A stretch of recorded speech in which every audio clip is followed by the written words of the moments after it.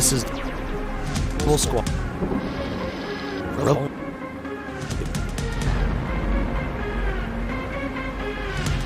You.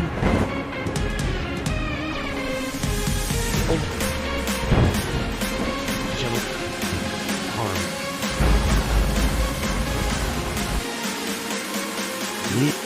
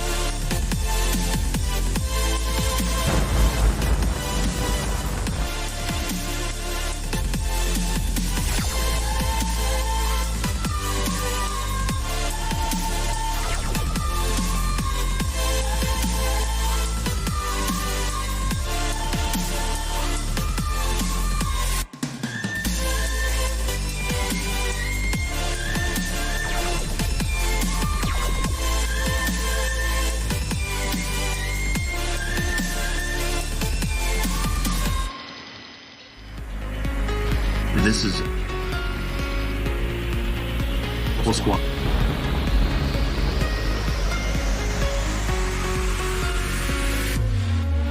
Admiral rumors.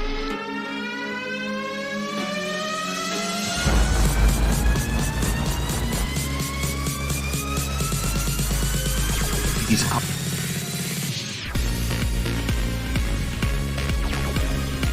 This mess. Turret.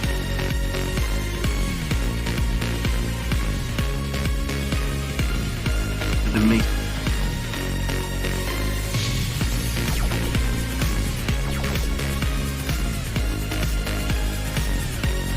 On the other side.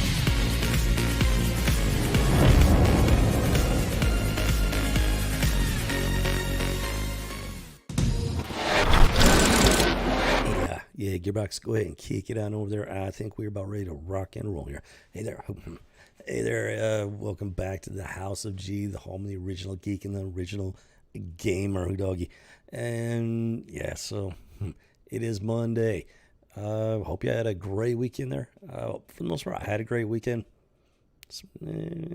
Some odd stuff. Let's just leave it at that. It happens. That's life. Overall, net positive. Can't complain about that. And yeah, things are happening over my main channel, rocking and rolling over there, the Rebel Squadron. Keeping busy, very, very busy. So I'm doing what I can for the House of G when opportunity arises, and it's just it is what it is at this point. So yeah, this fine looking desk right here, that is we have Rebel Squadron to thank for that. Once I got it made, it's pretty easy. Swap the colors around and whatnot, and boom, there you go. Really cool asset for the House of G, if you ask me. Yeah, so today we're going to be going over, let's see, what was it? Legends of the Dark Claw from Amalgam Comics. If you're not familiar with that, I will bring you up to speed on that one. A little something from X-Men 2099, Spider-Man 29, and Spawn #1. Yes, I have Spawn #1 back in the 90s. I actually forgot that I had it. Going through my comics and everything, stumbled across it. Pretty excited about it, to be honest. And yeah, I'm looking forward to taking a look at that puppy. So yeah, Monday. Hope you're having a great start to your week there. If not, maybe we can help turn that around here at the House of G. maybe. Now, if you're new to the channel, if you'd like to become a cog in the machine that is the House of G, all you gotta do is hit that subscribe button. Boom chakalaka. Like I said, this is not my main channel. This is my side channel or my passion project channel. So I don't expect this channel to ever, go anywhere in terms of fame and fortune. Let's put it that way. YouTube does not like this kind of content. They straight up do not like this kind of content. What I'm trying to do here. I'm not like these other channels that's just looking to blow smoke up your skirt. I like to have a good time. I like to crack jokes and whatnot. But there's more to life than that. And this the pop culture situation we're in a pop culture war. Make no mistake about it. Let's just say I'm not here to play games. I'm not here to be popular. I'm here to make a statement. I am the original geek, the original gamer. Been geeking and gaming since literally my entire life, since far back as I can remember, going back to the days of Pong. And those are my geek credentials right there. I was a geek before it was cool. I was a geek before it was mainstream. I had my regular friends, and then I had my inner circle, my geek friends. We didn't advertise it. We didn't, it wasn't something we flaunted in front of normal society. Everybody's got an imagination. Everybody likes to have fun. We all do it in different ways. As a geek, well, most people, they didn't understand it, so they tended to think of it as just being more for kids than whatnot, which isn't the case. Not at all. And that was just the reality of it. Now it's mainstream. It's finally cool to be a geek. It's mainstream to be a geek, and that's just it's nice to know that more people are more accepting of it and whatnot, getting on board. But there has been a very big drawback, to say the least. But it used to be fun. If you're a geek, you found it cool. You had a lot of fun with it. It's been taken over. We have traced. See, here at House of G, I'm not just here to be a smart ass and crack jokes and whatnot. And if you get down to brass tacks, I'm not here to be popular. I'm not here to do the popular thing. I'm here to speak my mind, put my 2 cents in, and a lot of people are not going to like it. I'm okay with that. I'm okay with this channel never being big and popular and blowing up. I'm okay with YouTube never promoting this channel. And mostly, honestly, I will be surprised if YouTube does not end up canceling my channel at some point, because I talk about the things that nobody else wants to talk about. Everybody else is too afraid to talk about. That YouTube does not want you talking about. Oh, boom chakalaka. Yep, that was totally as planned right there. All right, cheers there, Cog. Yeah, hold on a second. There's always something. All right, so before we get into the fun stuff, well, hopefully it's going to be the fun stuff here. There is something I would like to talk about. And my previous statement, YouTube is never going to promote this show. You're about to find out why. We're gonna kick this one off talking about something. It actually touches on the previous 2 streams. However, I'm not looking to advertise it. First, you'll understand here in just a second. It's not the kind of thing that YouTube wants to advertise. So I got to kind of do. This is the type of stuff I kind of have to do relatively under the radar. It's not like they can't find out, but it's less likely to get their attention if I don't put it in like the stream headline and everything. If you know what I'm saying. So yeah, I did some videos a while back last year regarding one Sophie Long and her father Michael Long. I'm not going to rehash all that. If you're interested, I'll try to remember to put the links down below after the stream. Yeah, did some pretty intense videos on that. And there has been a development. So I wanted to touch on that. Now is like the timing's incredible. This happened within the last month, very recently. And the fact that the last 2 streams happened regarding Batman the Ultimate Evil and some stuff that's going on with X-Men 2099 issues 1 through 4. Timing is just incredible. And I couldn't have planned that any better. Any better myself. Yeah, so let's go ahead and get this started here. Yeah, one stuff long. If you're not, like I say, if you're not familiar with it, I got a couple of videos on it. Feel free to check them out when you got a chance. I'm not going to go into details. There's video evidence. There's all kinds of like actual real hard evidence. You got to sit there and watch it, make your own, draw your own conclusions and whatnot. As far as I'm concerned, the little girl is telling the truth, by and large, at least. Very real reactions. I've seen kids throwing temper tantrums. This is not a temper tantrum, folks. This is something else. Straight up, the girl's just straight up terrified for her life. And the things that she says, those are not the things that a child says. And if a parent were to coach them in those things, that parent, I mean, Jiminy Cricket, I don't know how a parent could be that depraved to coach them to that level of graphic storytelling. Let's put it that way. So I don't believe for a moment that she's being coached or whatnot. Her actions they seem pretty authentic, and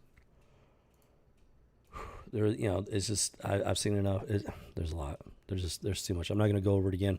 Like I said, I got a couple of videos. If I remember correctly, I did put links to the stuff. Whether or not it's still out there, I don't know, because these big tech companies, they are in fact covering this stuff up. YouTube specific, give you an YouTube, they're protecting pedophiles left and right. I've called people out that have responded negatively to some of my videos, straight up calling them pedo. And as soon as I enter my response, boom, it's gone. Why? Because of the word pedo. And I tested it. And I proved that it was the word pedo. Triggered by the YouTube algorithms, wiped from the comments immediately. YouTube is protecting pedophilia. I can't get any more straightforward than that. And I actually did a video on it proving that they were in fact wiping the word purging. Let's continue. So yeah, it's been a crazy. Yeah, the last couple of streams, surprisingly, I'm pretty heavy into human trafficking and stuff like that. Specifically in this regard, children. The Ultimate Evil is specifically about trafficking children and the sex tourism trade in foreign countries, being around children. And now we got this. Yeah, I'm not going to rehash all that. Feel free to check it out if you get a chance. The last couple of streams. There's been some very interesting stuff in the world of comic books. Let's put it that way. So what we do here is a deep dive pop culture archaeology. Right now we're focusing pretty heavily on comic books because I'm going through my collection. And we've discovered some very strange, very disturbing stuff. We pinpointed the great divergence in comic books around 95, 96. Something happened in that time frame, folks. Comic books were fairly, just normal up until then. And around 95, 96, major companies, especially Marvel and DC, they took a hard turn into just Weirdosville, into the Twilight Zone. Something happened right about that time frame. And as we discovered in the last House of G, Batman the Ultimate Evil, was published. It was published in November of 1995, right smack at the start of the Great Divergence. And that is specifically about the sex tourism trade and the trafficking of human children. The timing is a suspect, to say the least. The theory that I'm drawing here, let me spell it out for you. So there's no ambiguity. My theory. These people were already in the process of taking over pop culture at a very, very slow pace because this wokeness was there before 1995. It was there, just not, it hadn't taken over. They had gotten their foothold in the industry, and they were pushing it here and there where they could. But then 95, something happened, and it enabled them to take over completely. And on top of that, we had X-Men 2099, first 4 issues, very openly talking about human trafficking. One of the characters, Bloodhawk, the modern replacement for Angel, human trafficked as a 13-year-old boy. Yeah, I get it. It's a comic book. It's not real. But guess what? Pop culture is inspired by reality. I want to know where they got the idea for that story arc. Now, it wasn't just that character. It was a whole organization dedicated to it in the comic book. And that was what was it? I can't remember off the top of my head. I want to say like 1994 or so was when that came out. And then 1995, Batman: The Ultimate Evil. Here's my theory, folks. The comic book industry was starting to get involved in exposing human trafficking. That's pretty evident by Batman: The Ultimate Evil. At the end of the series, there was several pages of documentation regarding pedophilia, sex tourism, human trafficking. Very explicit. I couldn't even read it all. I tried. Here's my theory. The comic book industry was getting too involved in human trafficking. That's the thing. Back in the day, comic books, it used to be about good things. I'm not saying it was all good. There was definitely your weirdos, the independent stuff that was just off the rails. I've seen some pretty insane stuff that I'm not even gonna describe it. Straight up demonic freaking stuff that you'd be shocked at the just depravity and some of the stuff. I know, because I was. And, well, the pop culture, it used to be about shining the light on stuff, asking questions. You're like, hey, is this is this the way it should be? Is this the way it could be? Is this the way it should be? Can we do better? Now? No, it's 1995, 96, the Great Divergence. We took a hard turn into Weirosville, the Twilight Zone, and it's now they're pushing the opposite direction now. And I'm telling you, folks, this is where it began. It was already in the works. The wheels were already in motion, but this is where it might even have accelerated their plans, possibly. Batman: Ultimate Evil, shining the light on human trafficking, specifically the child sex tourism industry overseas. I think that hit too close to home for certain people in positions of influence, authority, and power. That's my theory. So we're talking about powerful people, folks. It's one of the reasons why I'm not advertising this the beginning of this House of G. Because they don't want this type of stuff talked about, let alone exposed. They don't even want us talking about it. So here we are. I'm going to talk about it. I'm just going to do what I can to, be able to talk about it for as long as possible. At some point, they're going to shut it down. Make no mistake. There's going to come a point they're going to shut. If they don't shut the channel down altogether, they're going to make it way more difficult for me. They're going to make it impossible for me to monetize this channel at minimum. That's like I said. That's if they don't shut this channel down altogether. So I'm going to do what I can with it for as long as I can. So that's my theory. Comic book industry was starting to shine a light on human trafficking. Powers that be couldn't have that. So I don't know exactly how they did it. I really don't. There have been writer strikes, stuff like that.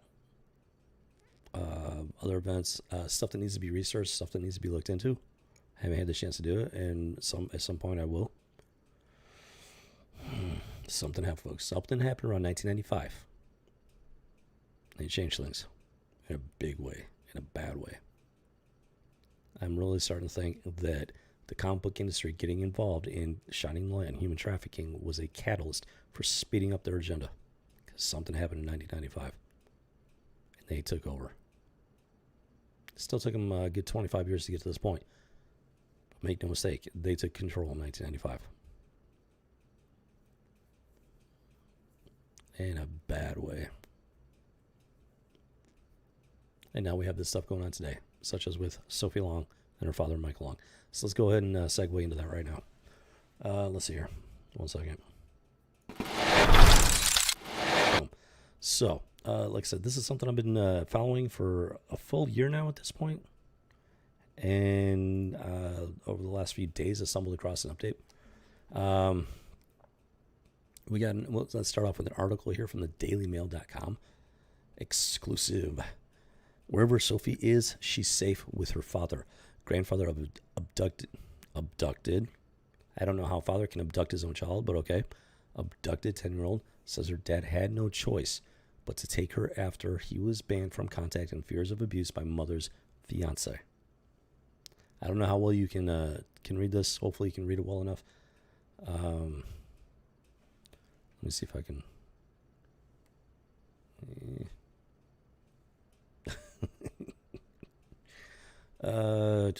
Okay, hopefully that helps a little bit. Still working on stuff here, but Mike Long has been on the run with 10-year-old daughter Sophie, who was last seen at home in Seguin, Texas on July 12th. July 12th. So I just found out about this a few days ago, but I don't watch mainstream news and all like that. It's pointless anymore at this point. And I have certain sources of info for this situation.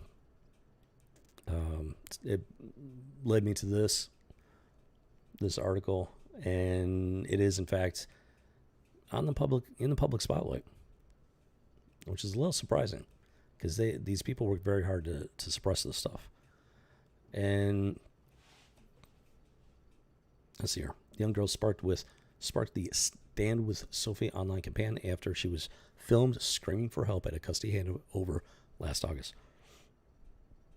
That's exactly what I went over. That's one of the things I went over in one of my previous videos. Feel free to check it out. There were links to the videos, very raw videos. It might be difficult to watch. Unless you're human, have no soul, it's going to be difficult to watch. But it's as far as I'm convinced, her reactions were authentic and real. I've never seen a kid act like that. Throwing a tantrum, not even close. I've never seen anything like that. And she had things to say that no child would have any knowledge of. That no child should have any knowledge of. And the grandmother was there, the mother was there, the grandmother had no reaction to it. It didn't faze her one bit. And she went out of her way to try and convince Sophie that Sophie was basically just crazy. And it's extremely telling right there, folks. That is very telling. If it were me, believe me, I'd be raising hell. Like, what is going on? Why are you saying things? Why? What is going on? I'd be moving heaven and earth to get to the bottom of things. No, that's not what the grandmother was doing. That's not what the mother was doing.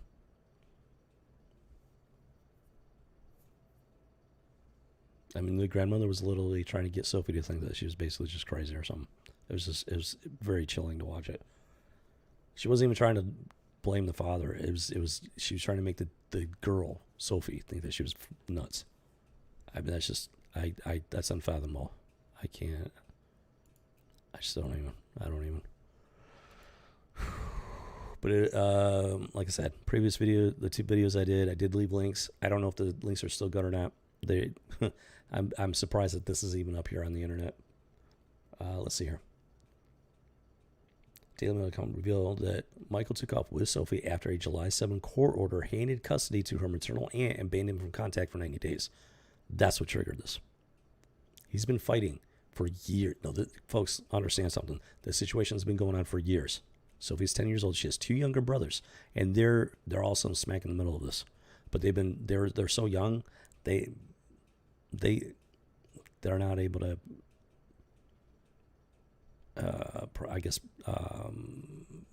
Communicate it the way Sophie has been able to. She's the oldest. It's been going on for a long time. It's been a long time. And this was the last straw for Michael. I do not blame him one bit. There comes a point where you have to make a decision. Do you allow the government, child protective services, welfare, whatever it is, doesn't matter what the label is. Do you allow the government to take your children from you and put them in harm's way to bring harm to your children, or do you take the only option left to you? Do you take your kid and you run, and you hope to God, you pray to God that you can run far enough to outrun the reach of the government? What do you do?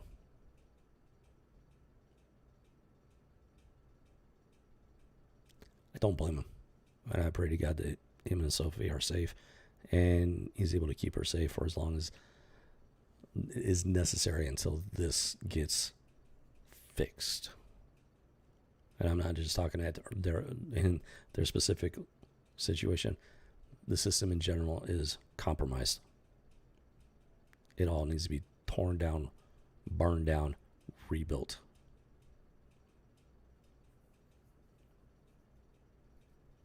Child Protective Services doesn't protect the children, or it protects the abusers. The children are not protected, folks. A year or two ago, almost 500,000 children disappeared in the United States of America. I had no idea. Did you? Did you know that 500,000 children just up and vanished? I had no idea. It's a lot of children, folks. I can guarantee you the majority of those didn't just get lost in the woods or something. Okay? Children don't just up and disappear. Not most of them. There's a problem, folks. A very serious problem. One that big tech is covering up, such as YouTube. YouTube does not want us talking about this, folks. Make no mistake. I'm taking a huge risk talking about this. And I'm tired of being gagged. I'm tired of being muzzled. I'm tired of not being able to exercise my First Amendment freedom of speech. Tired of it. So here we are. YouTube be damned. Big tech be damned.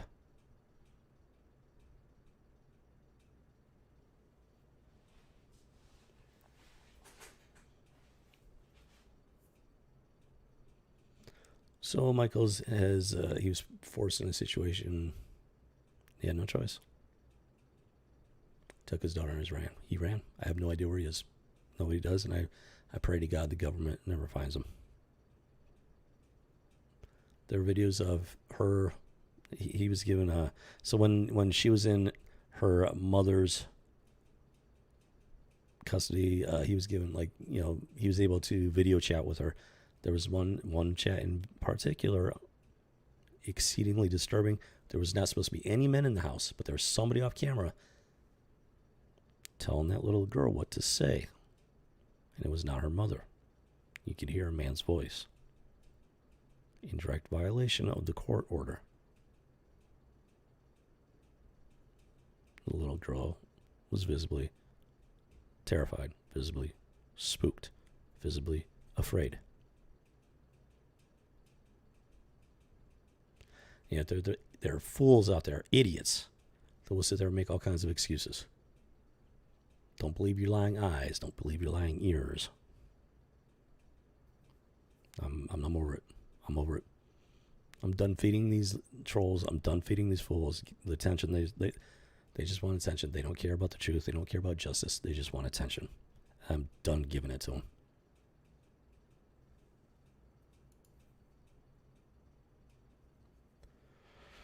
Let's continue. Judge found Michael had quote unquote, engaged in a knowing or intentional pattern of behavior that has interfered with the relationship between Sophie and her mom. Bullshit. This is doublespeak here, folks. This is the definition of doublespeak. They are saying one thing, it's ambiguous, it's vague, it could literally mean anything. When Sophie's mother and her mother's fiance, it was her boyfriend at the time. Now it's her fiance. They've moved from boyfriend girlfriend to fiance to engaged throughout this entire situation. That should tell you something about what kind of person her mother is.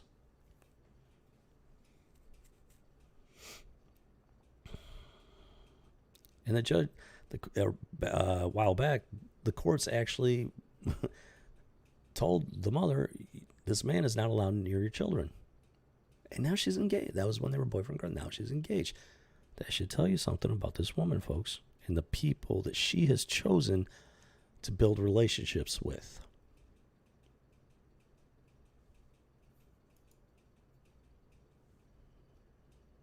Her boyfriend's not responsible for her actions, for allowing these things to happen to her children. Specifically, and it's happening to all three of them. Make no mistake, it's not just Sophie. Stuff's happening to all three of them, the two little boys included. Sophie just happens to be the oldest one, able to communicate the most. Quoting one of the little boys, I try to stay up at night because that's when they come for us. Slightly paraphrased, but that's what he was saying. They come for them at night. What kid says something like that? What causes a kid to say something like that? It's chilling.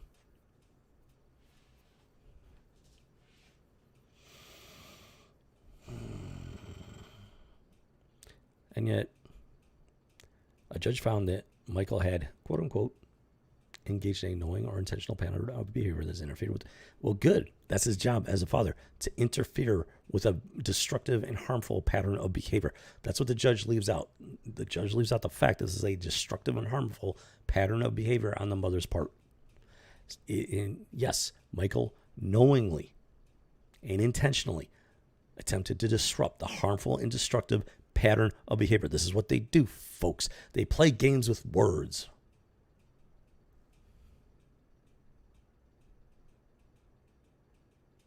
I don't know, I'll bite it no longer. I'm not playing their games any longer.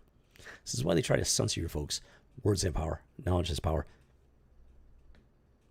Without words, there's no communication. Without communication, there's no knowledge. Without knowledge, there is no power.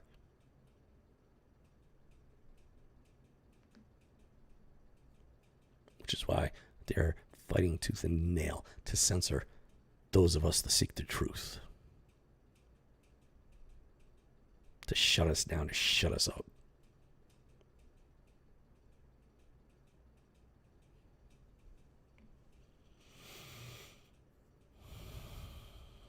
And I'll tell you this right now, they will fail. By the grace of God Almighty.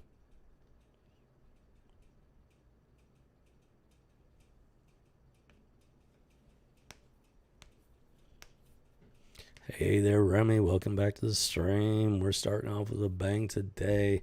You know, I'll definitely be getting to Spawn and these other comic books and whatnot. But yeah, I'm excited for the time being at least to talk about some of the stuff on the down low. I'm not advertising it. That's why we're starting off with this one.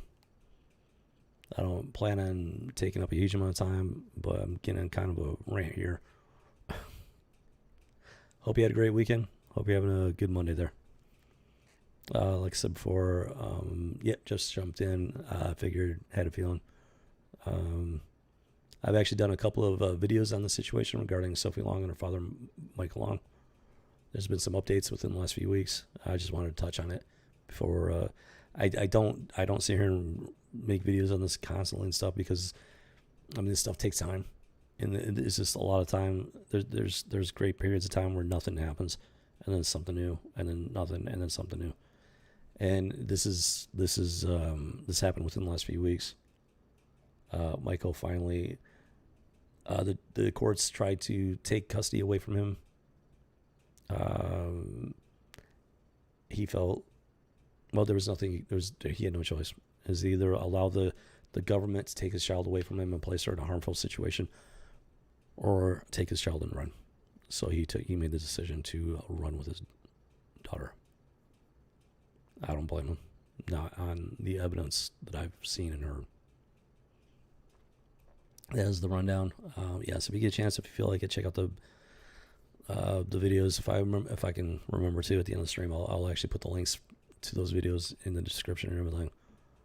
You have to see it for yourself. I don't know if the videos are still out there on the internet or not. I would be surprised. I would not be surprised if they've been actively trying to remove them. Um, so with any like that stuff is still out there, and you can see it for yourself. Yeah. So let's see. Yep. Michael engaged in knowing or intentional pattern of behavior that's for that's the job. That's his freaking job as a father. If the other parent, in this case the mother, is engaging in destructive behavior, where is it? Is engaging in harmful and destructive behavior in the course of the relationship with their child, it's the job of the other parent to step in and disrupt that, to interfere with it. That is the job of the parent. That is not the job of the courts. The courts need to mind their own business. The courts have too much power, far too much power over families. The father is the head of the household. It is his job to provide and protect the family. The government has taken over that role. And this is what we're left with.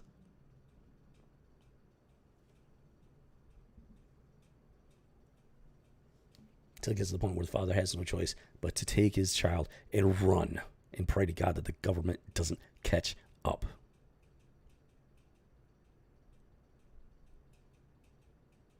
This is the world we live in.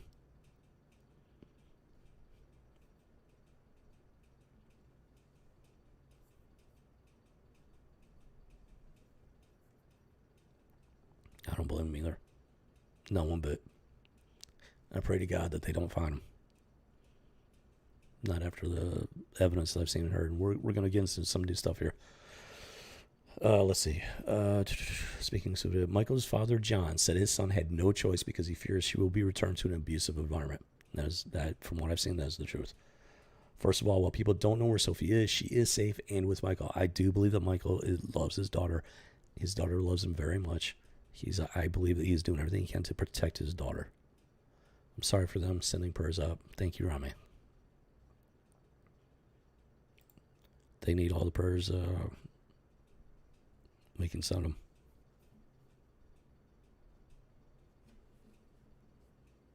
I'm praying to God that he's protecting these two and providing for them, keeping them safe. And the worst part about it is that there are a lot of families in this situation, a lot of children in this situation. This is the first time I've seen this to get this kind of attention in mainstream media, which I'm surprised that this is even out there. I am surprised that anybody's even talking about this in the mainstream media. Please have described the case as a family abduction. Believe long. Please explain this to me. How can a father abduct his own children? He's their father. How can he? It's ludicrous. This is what I'm talking about. The government should not have this. The government has no business having this kind of power and control over families. The government did not create your children. You created your children. The government didn't raise your children. You raised your children. You sacrificed. You risked. You provided. Not the government.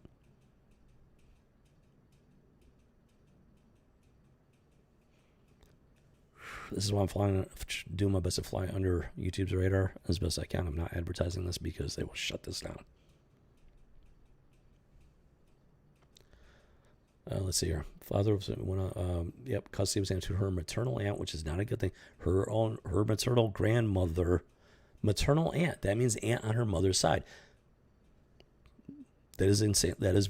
Her maternal grandmother is in on this. And so that tells me her maternal aunt, which is her mother's sister, is also involved in this.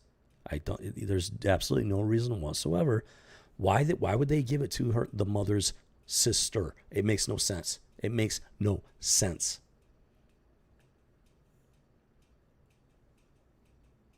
And that is what triggered Michael Long to run with his daughter in a desperate attempt to protect her. There are too many stories. Recent arrests may be made to have a CPS worker. Yeah, CPS is involved in it, 100%. There was a video of Sophie being taken by CPS, and the CPS worker didn't give a shit. Did not care one bit. Did not care. Absolutely just no reaction whatsoever, other than just the CPS worker was impatient and annoyed that the girl was just terrified. CPS don't care. don't care. It's institutionalized child abuse. Human trafficking, and in this case regarding children, has been institutionalized by the government and by these government organizations. It is perpetuated and protected by these organizations. They are 100% involved in it. And I'm not saying everybody in these organizations are involved, but the ones pulling the strings, the ones calling the shots, they are involved in this. YouTube does not want us talking about that.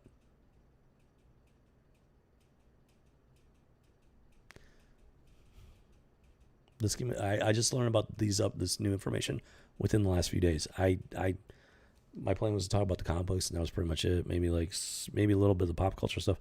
This popped up. It's directly connected to Batman: The Ultimate Evil. So there is in fact a pop culture connection. Here we are. YouTube doesn't want us talking about this.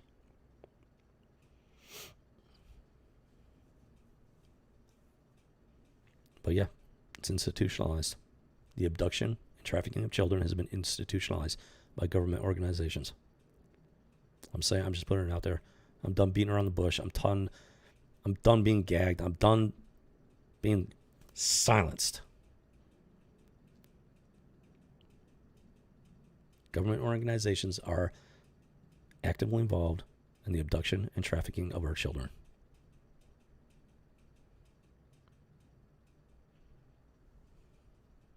And the fact that it has to be said on a pop culture commentary channel is just an indicator of how far we have fallen, how batshit crazy this entire situation really is.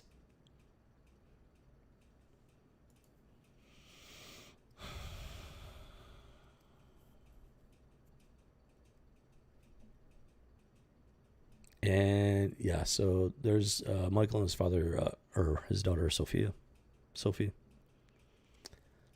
I've seen videos of them spending time together, along with her two little brothers. The four of them are just incredibly happy together.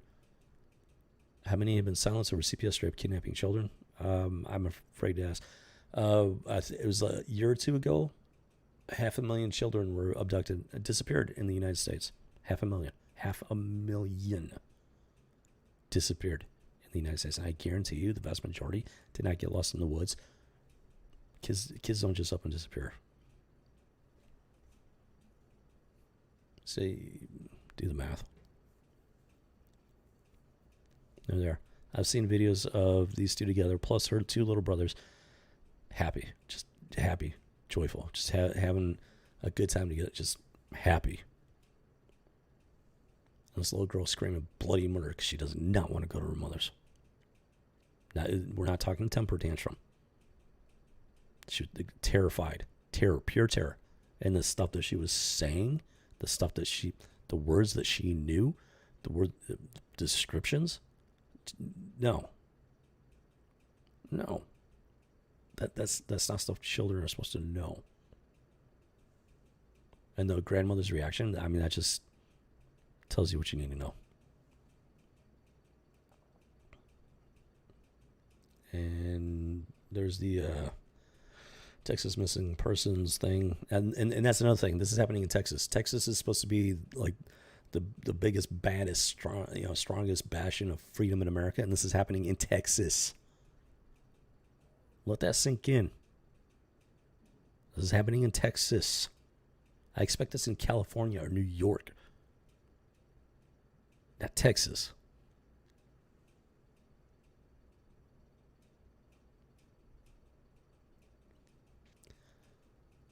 Last seen in Seguin, Texas, July 12th. Last time they were seen was July 12th.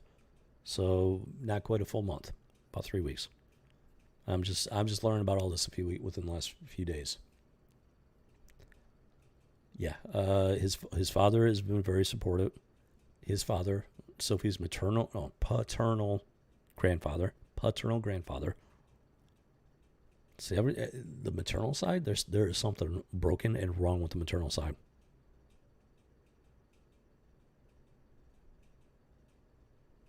But the paternal side seems to be solid, from what I can tell.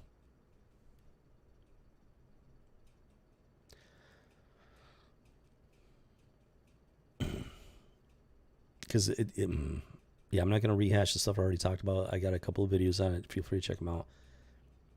I mean, this is a real problem.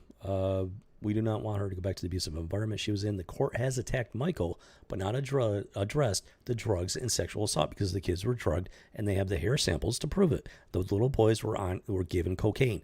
They did the drugs testing through the hair samples, and they found cocaine in the boys' systems. And they're still handing him over to the freaking mother. Like, what kind of Looney Tune, satanic worshiping, freaking bizarro nut job dimension are we living in?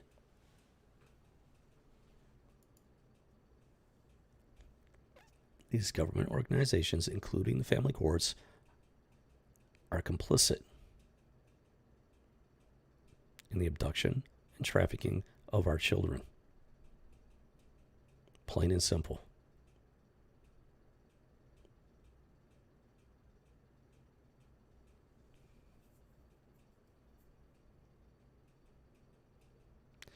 Now, when this all started, when I first started learning about this, it wasn't the mother's fiance. It was the mother's boyfriend. So, in spite of the fact that this dude is sexually abusing her children and everything, that the father, Michael Long, is fighting this tooth and nail, she still decides to get engaged to this guy. Michael claims Sophie was sexually abused by her mother's fiance. It used to be boyfriend. They decided to get engaged. What more do you need to know about the mother? Jacob Bellingham. Remember that name, folks. Remember that name while living with him in Frisco, Texas. Remember that name, Jacob Bellingham. Says his sons were allegedly given drugs by Bellingham and pointed to a hair test carried out last summer that showed the presence of cocaine in the older boy's body.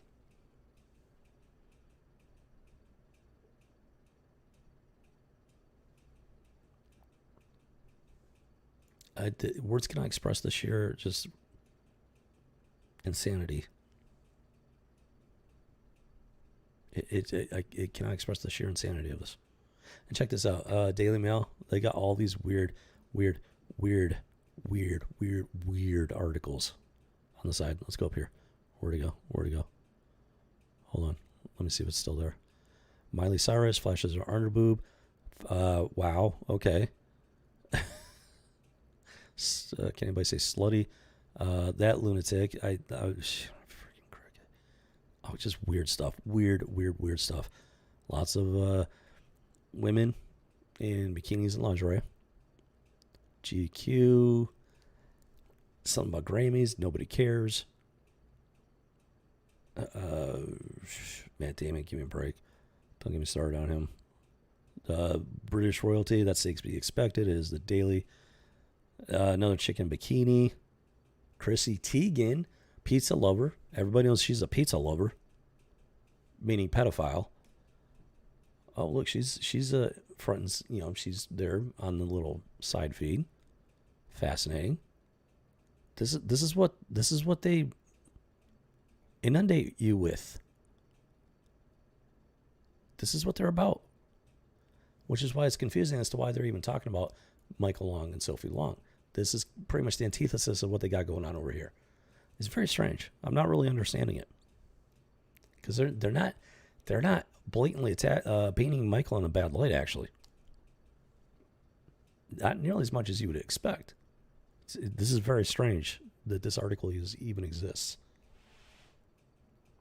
It's actually somewhat balanced. That's Michael Long. That is his father. He was there in the SUV during the first video that was taken. There's a court order, May 20th, 2021. May 20th. Petitioner Michael Long responded killing Long. So that was May 20th. Hold on. Wait, what? Oh, let me point something out here. The names of the children, they're not there. Hopefully you can see that. SL, that is Sophie Long. JL, that is one of her little brothers. LL, her other little brother. 3 children, no names, just initials. You need to think about that, folks. You need to understand the ramifications of this. If the courts are referring to children by letters instead of names, guess how much easier it is to make those children disappear. If you don't know the names of the children, they might as well not exist. So when they disappear into the system, nobody can track them down.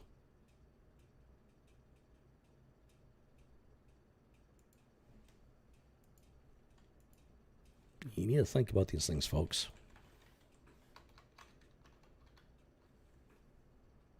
And you need to understand what they mean. And they need to be talked about. There are people out there that will make excuses, and those are the fools I'm talking about, and I will not waste time on them.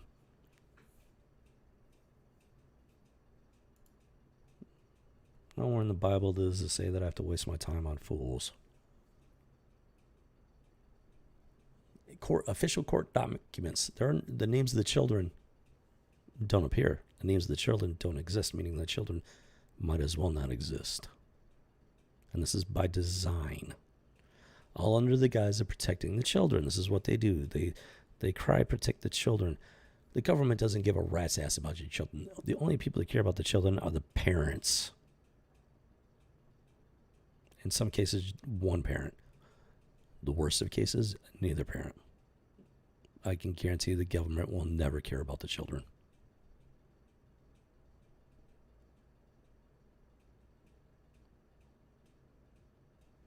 This is how they cover it up.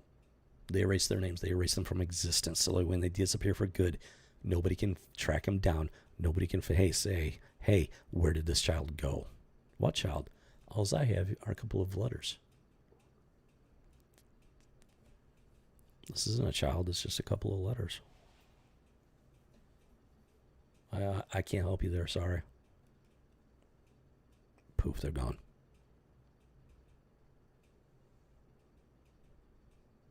The court finds that Michael Long has engaged in a knowing or intentional pattern of behavior that has interfered with the relationship between SL and Kelly Long. Because that's a father's job. To protect the children from destructive, harmful, and abusive behavior. Whether it's the other parent or a stranger. Doesn't matter. This is what I'm talking about. They say these things as if it's a bad thing, but they give you zero context. So they allow human nature. It's human nature. Especially when people have been brainwashed into just believing, taking the government at the word value, believing that the government has your best interests. This has been a very long brainwashing process, and this is the fruits of their labors.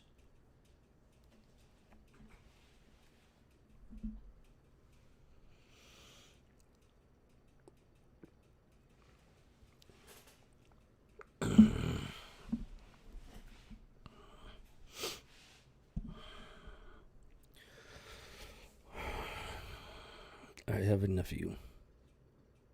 And so I'm not going to be giving a whole lot of personal information here, but I have a nephew and a brother in a very rough situation. They could easily go sideways. My nephew could easily disappear into the system. So I have a vested interest in these types of situations. And I don't want to see this happen to them.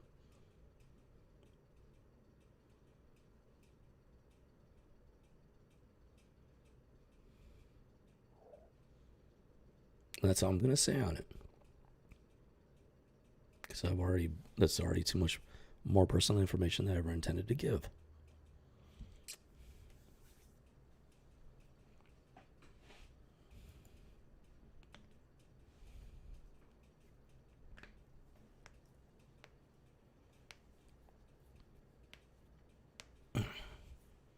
And that's why it needs to be talked about, and that's why we need to start fighting this.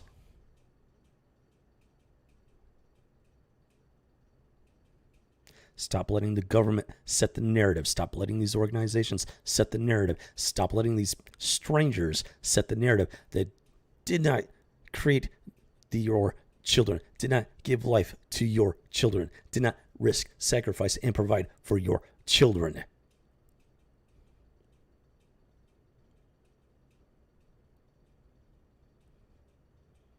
Stop letting them steal your children.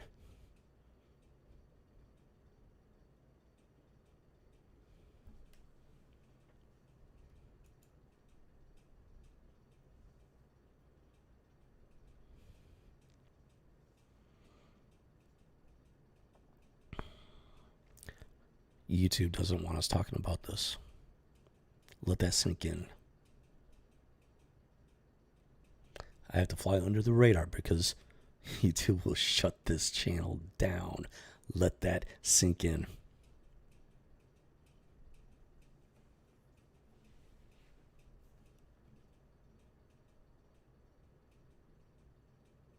I'm not going to sit here and read everything. I will, after the stream, I will put links down below so you guys can check out the article yourself and whatnot.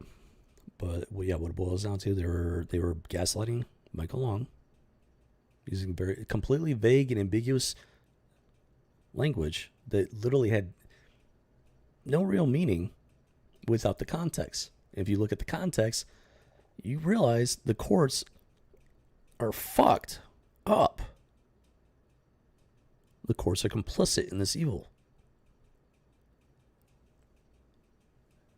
And I pray to God he stays, him and his daughter stay ahead of the authorities on this.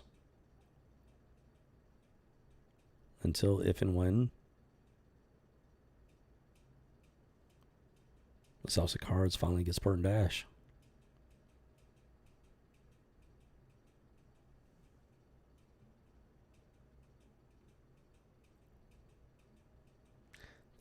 There's some video here. I'm not going to play the audio. This is the 17 minutes, 35 seconds. Watch the full video. So yes, I will leave the videos that I did. I've got links to the stuff. I don't know. My suggestion is to be as thorough as possible. I probably have some stuff on my other videos that's not included in this. But this is the first custody handover that he filmed, and this little girl was just terrified for her life and saying things that no kid should be saying.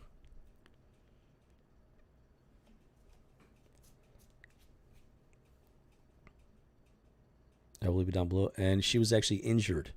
The mother actually injured her. She had to go to the hospital because of her mother. Her mother injured her to the point, during this handoff, to the point where the little girl had to go to the hospital. The mother injured her. The mother gave a shit about her daughter and realized her daughter was that terrified. You're not going to injure the kid in the process.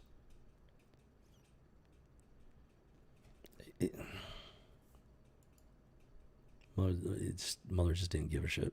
Neither did the grandmother. The court was trying to hand her over to the maternal aunt. I can guarantee the maternal aunt don't give a shit.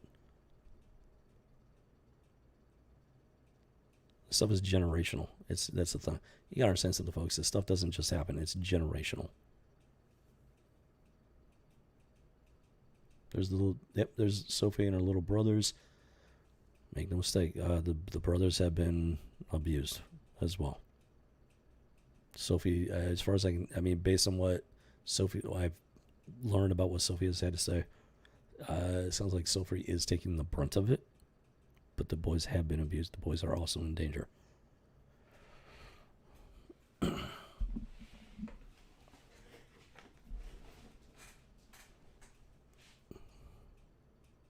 Oh yeah, and the courts wanted him to pay for the therapy. Are you kidding me with this?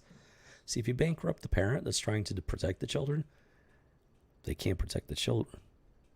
Divide and conquer. Attrition. War of attrition. Deplete the resources so they can't fight back.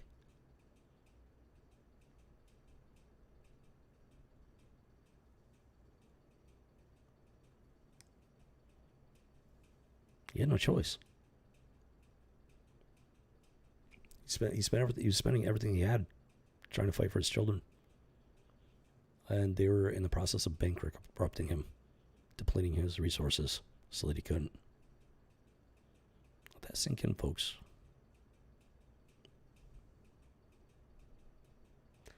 That's like I said, I'm not going to say and read every little part of it, but that's the bulk of it there, at least as far as the article goes. Give me a second here. Let's see here. And then, no, hold on. Start with this one. So these are text messages between Sophie and her father. I'm not going to say and go through every single one of them. There's a lot of them there. Let's see. It's not the whole thing, but think we call us or late. The short version is that Sophie is just constantly texting her father. She wants to make sure that he hasn't disappeared, that he hasn't forgotten her, that he hasn't given up on her. I know what it's like when somebody wants your attention, stuff like that. But this goes beyond that. This goes beyond anything like that. This little girl's desperate to make sure that her father has not disappeared on her.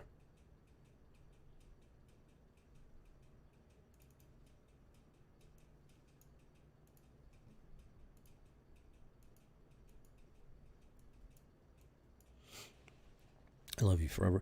Now, these texts were used as the excuse to take the kids away from Michael. I've read the majority of these. There's nothing there. He's not interfering with anything. In fact, there are times when he's actually a little bit annoyed with her because she's like just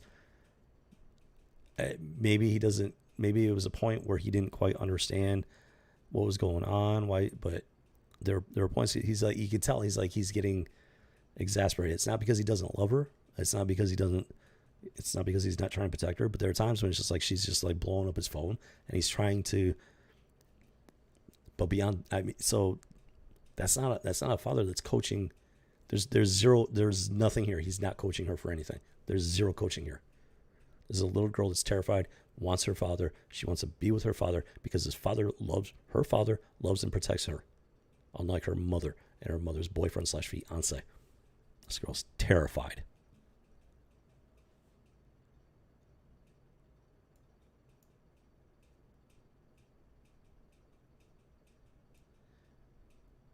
I love you forever. And before I close my eyes, I have one question. Did you read the whole thing? And I love you more than anything. Michael, yes, you're my hero, Sophie. Sophie, if you can't read this because you're driving, it's okay to read it later. But Daddy, I was doing the tongue thing for fun. I think maybe like you can like curl your tongue up and some people can, some people can't. I think that's what they were talking about. And I'm reading and doing the math you gave me, her homework. And I'm doing Word. I even wrote a story. And I'm sorry if I felt to you guys I was being rude to you, but I was trying to be funny and I was a little tired, but I can't go to bed because I miss you. So I'm trying to do schoolwork to get more tired. I can't wait to call you again. Absolute metric ton of emojis. I love you and I miss you. I just want to hug you. I can't go to bed because the real reason she can't go to bed is because that's when they come and get her. That is the real reason she can't sleep. She's terrified to sleep in her mother's house. I love you and I miss you. I just want to...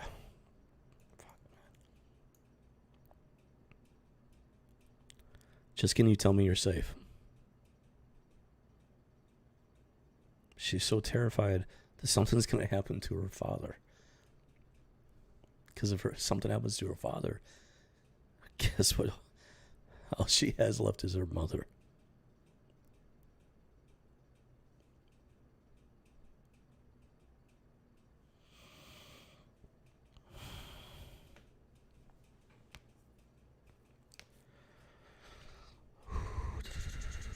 And he's actually admonishing her for being rude.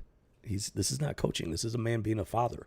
It's like, you were rude. You were rude, honey. He's like, I love you, but you were rude and you can't behave like that. That's not coaching.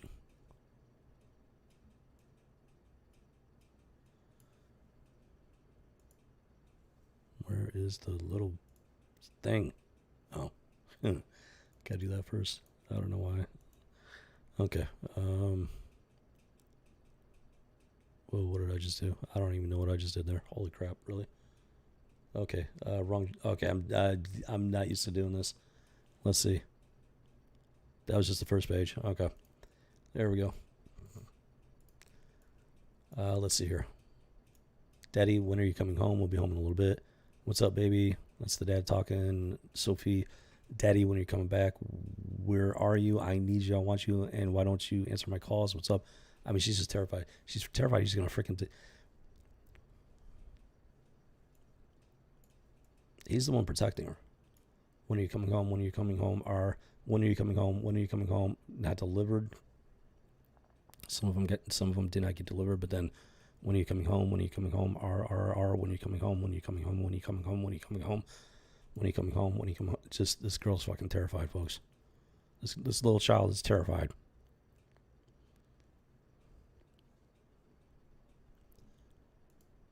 But the courts are saying that she's being coached.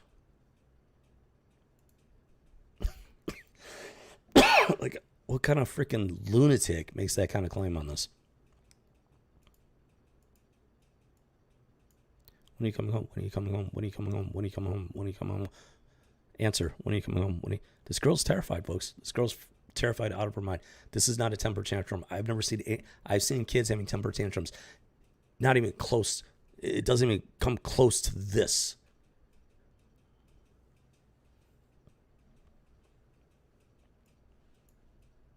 Please check at something. Sorry, I didn't mean to say I missed a voice message. I said to Jack that I wasn't talking to him, and it only... Jack, I'm pretty sure, yeah, I think Jack was the mother's fiance.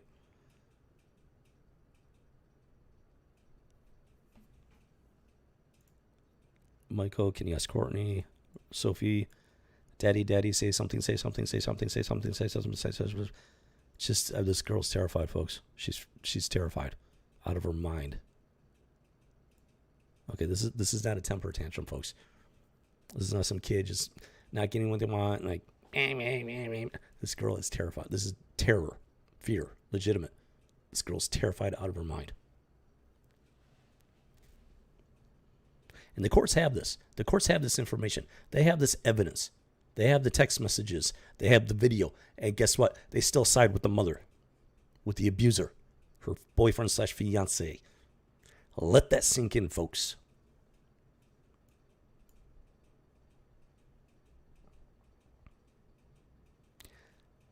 Down here at the bottom. Hold on.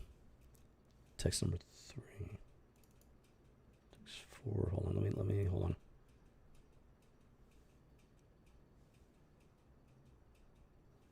Okay. Hold on a second.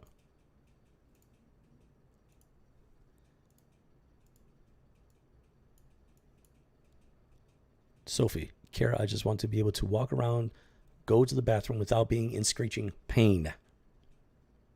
Like, keep in mind, she's in her mother's custody at this point, to the best of my knowledge. I'm pretty sure she's in her mother's custody at this point. That's why they're texting back and forth. I will call Dr. Carrion on Monday. Mike, that's the father. Sophie, who's that? And is he a boy? The father. Oh, no. That's Sophie. Who is that? He's a boy. She continues. I always wonder, is anyone going to help me one day?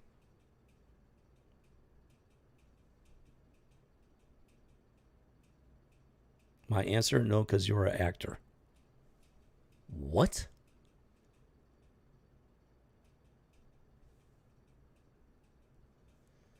What?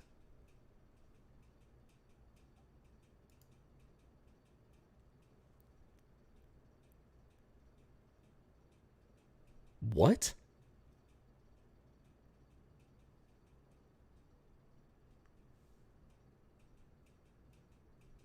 That doesn't even make...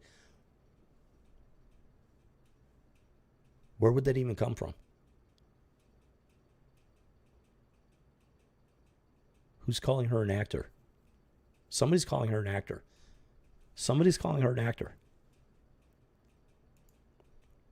Somebody's accusing her of lying. Somebody's gaslighting her. You got to ask yourself, who would be doing that to her? Because it's obviously not her father, from what I've seen. She's with her in her mother's custody at this point. Who's calling her an actor?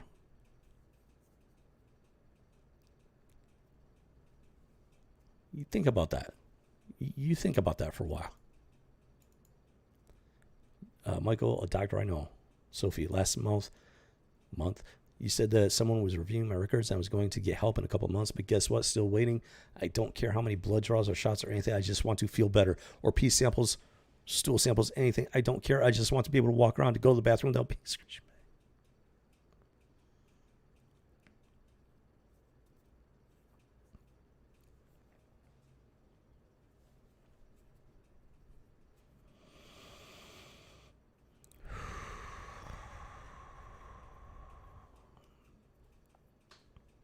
I've never seen anything like this.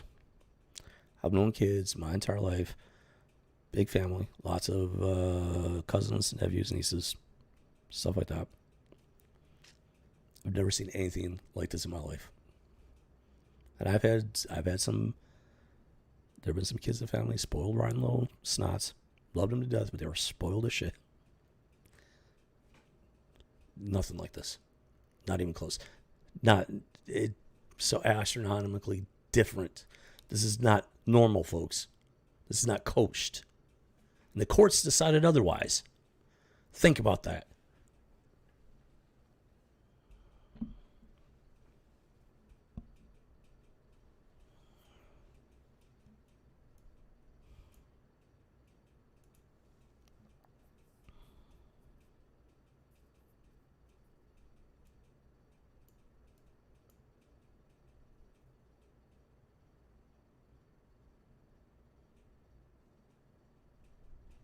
Sophie, and I'm sick of doing basic everyday thing and feel like I'm getting a 3rd-degree burn in my, it's either 2Bs or W. I think that's her way of saying girl parts.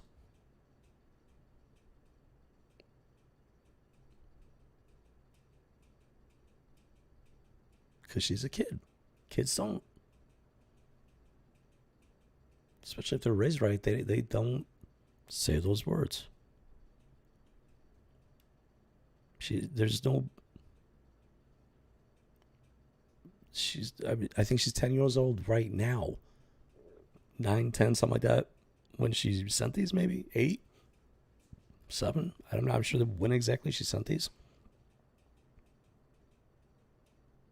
It had to be at least last year, maybe, before the father finally got custody.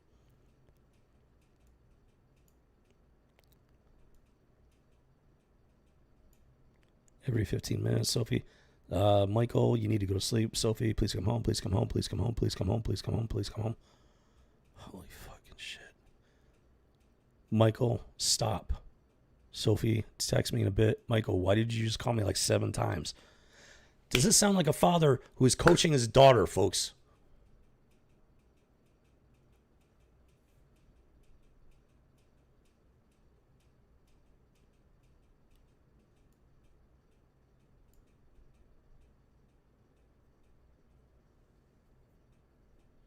But that's the conclusion that the courts came to.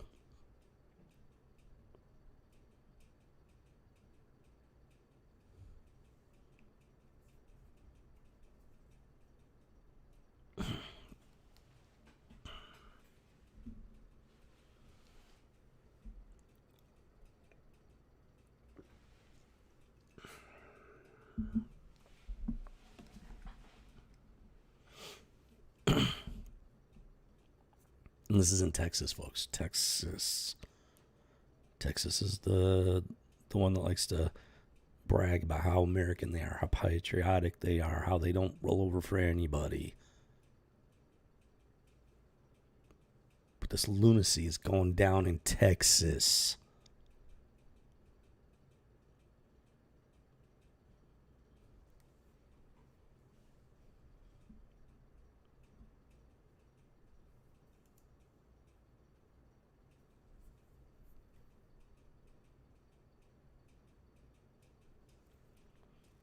There's more. I can't. I'm sorry. I can't read anymore. Not right now. This is just.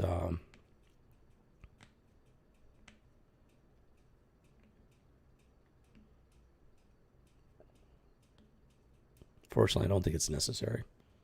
Because I just can't do it. I can't read anymore of this right now. It seems pretty obvious at this point. There's something really bad going on here, and the father's not the one responsible for it. Even though the courts deign to say otherwise.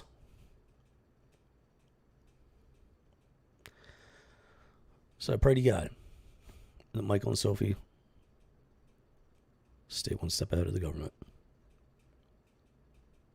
Because this man was forced into a position. He had his back to the wall. He had no other choice. This is where we're at, folks. This is where we're at. As a nation. Is this the type of country you want to live in? Is this type of world, is this the type of reality that you want to live in? Instead of raising your children into adulthood, watching them grow into adults, to see what kind of human beings they become, you have to spend their childhood fighting for their survival. Literally. Is that the kind of world you want to live in, folks? Because I know it's not the one I want to live in.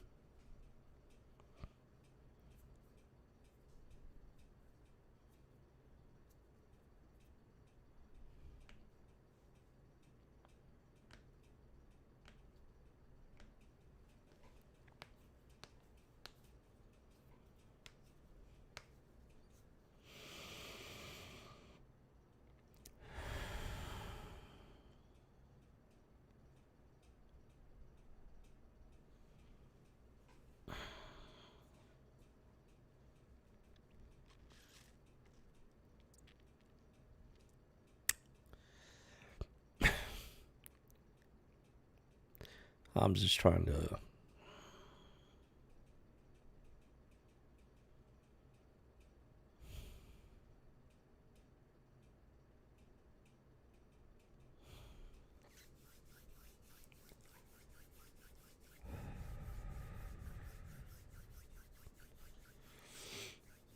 this is not the usual content for a reason, multiple reasons, not the least of which YouTube doesn't like this. YouTube doesn't like us talking about this stuff.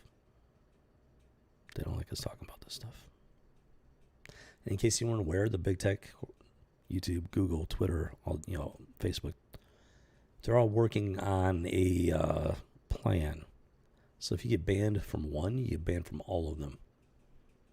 So if you use your email address for YouTube, Twitter, your Google account, all that stuff, the same email address, you get banned on YouTube. Guess what? Everything attached to that email address gets banned from these companies. They're working on that right now.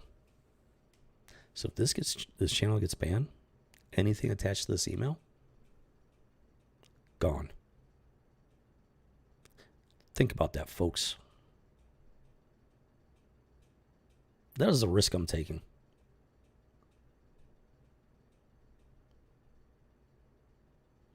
And that anybody else takes has the nerve to talk about this stuff in defiance of the big tech. Think about that.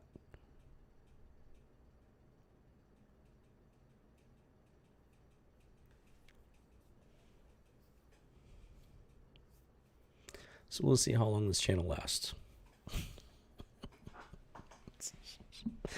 Because I'm done.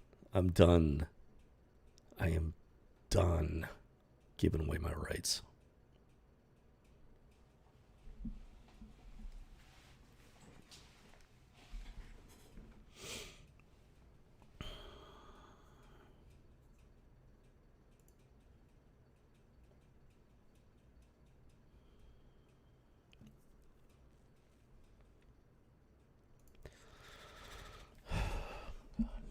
So if I can figure out a way to, I can't share these texts and stuff to the direct source and everything,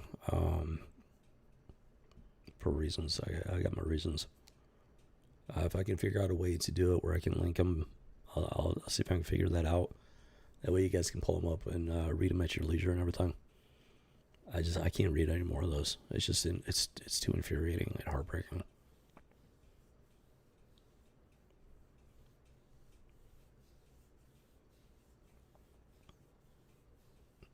Nobody's perfect. Nobody's saying anybody's perfect in the situation. But here's the thing: we don't have to be perfect. By the grace of God, we don't have to be perfect. This man is fighting to protect his daughter. Nobody's saying he's a perfect father. Nobody's saying that. She's a freaking evil ass mother, though.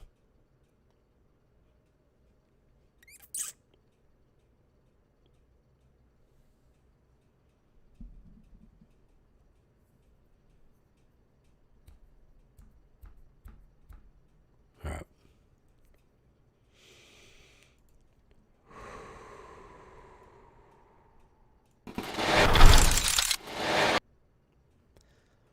All right, folks. I think that's going to wrap up that segment because I just can't take anymore.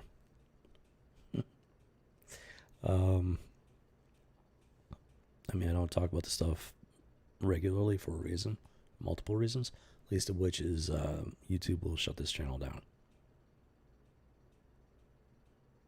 I mean, if let's say I was monetized, they wouldn't just demonetize me. They would shut this channel down. Take my word on that. If I can figure out a way to do it, I will get this stuff linked so people can take a look at it.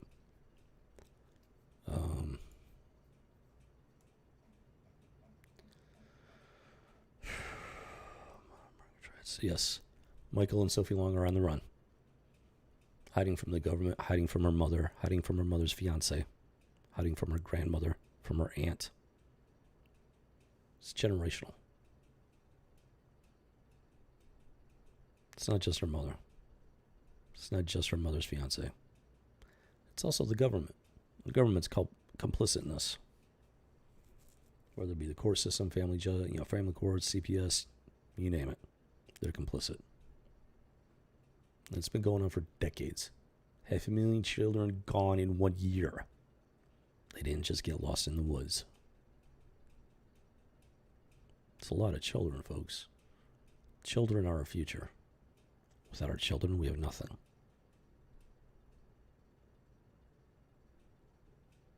Without our children, everything we do is for nothing.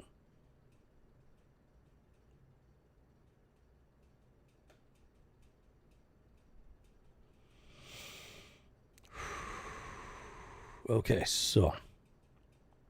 All right.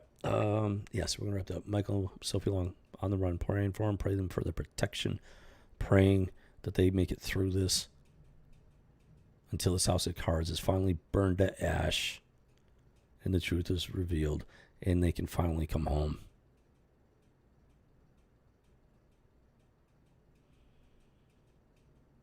At this point, they're in God's hands. And may He watch over them.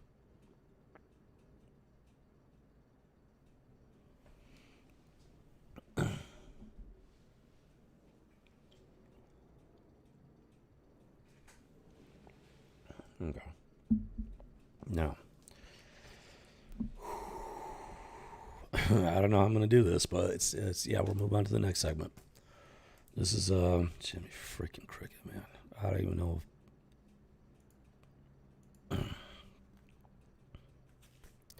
I honestly don't even feel like it.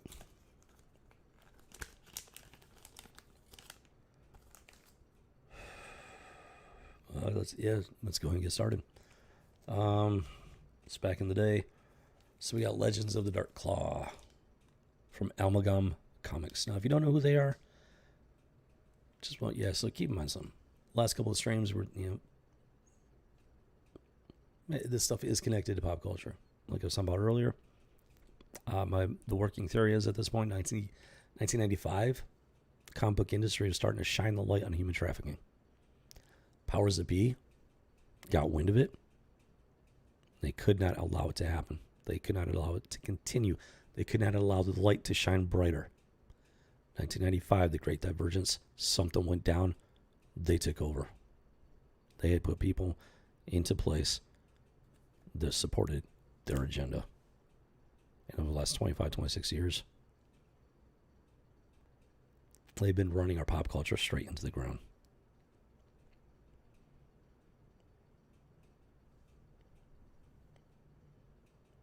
If for no other reason, so we cannot shed the light on human trafficking. And more specifically, the abduction of our children. Think about that, folks. Pop culture matters. Pop culture matters. If you haven't understood that statement before, hopefully you understand it now. Pop culture matters. Okay, so yes, the Dark Legend of the Dark Claw. You might not completely recognize the character, but it is in fact an amalgamation of Wolverine and Batman. So, Mother Murgatroyd. Larry Hama. That is a familiar name. Old school to say the least. And yeah, so back in the day, what they did was DC and Marvel had this big idea to do this crazy crossover. But instead of crossing over the actual characters, they decided to combine characters from both universes that had certain similarities. It was a huge deal back in the day. Everybody was talking about it. It was gimmicky. It was absolutely gimmicky. But it was fun. The whole point was that it was just gonna be a one-shot fun thing. And so yeah, Batman and Wolverine. I'd say it's a pretty good combination. Let's see how they what exactly they did with this. Okay, let's look at April of 1996. This is right after the Great Divergence take place, right smack at the start of it. So let's see what they did here. I don't remember the details of the story much, so let's see exactly what they did with this one. I find it very interesting that Amalgam Comics took place right at the start of the Great Divergence. Very interesting indeed. It's almost as if they ran out of ideas. It makes you wonder, why would they run out of ideas? What happened to the people that had the ideas? What happened to those people? Where'd they go? Interesting.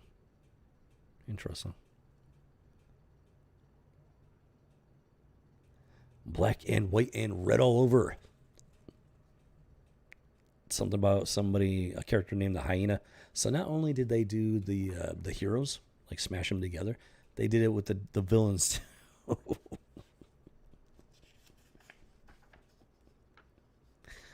So as you may or may not be able to guess, they smashed together Sabretooth and the Joker. Two of the key enemies of both Batman and Wolverine in one crazy, wild, savage package. Yeah. Interesting to say the least. So there was some measure of creativity. It wasn't like they just took the character, smashed them in. No, there was some measure of creativity. I wouldn't say a huge amount of creativity, but a little bit at least. So there was still some creativity left after the Great Divergence. Let's put it that way. And what's this? Yes, Sparrow. So instead of the Robin, they have the Sparrow, and apparently that would be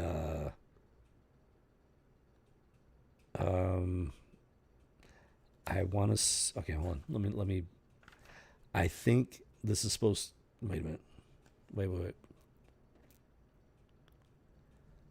Jubilee? Is that supposed to be Jubilee? I'm not sure on this one. It's definitely supposed to be Robin. Sparrow, it's a cross between Robin, which would be DC. So the Marvel version, I'm thinking that's supposed to be mashed together with Jubilee. It kind of looks like her. Even though she's not really a tech person. But I think that's just... I don't think they had a whole lot to work with there, so that's what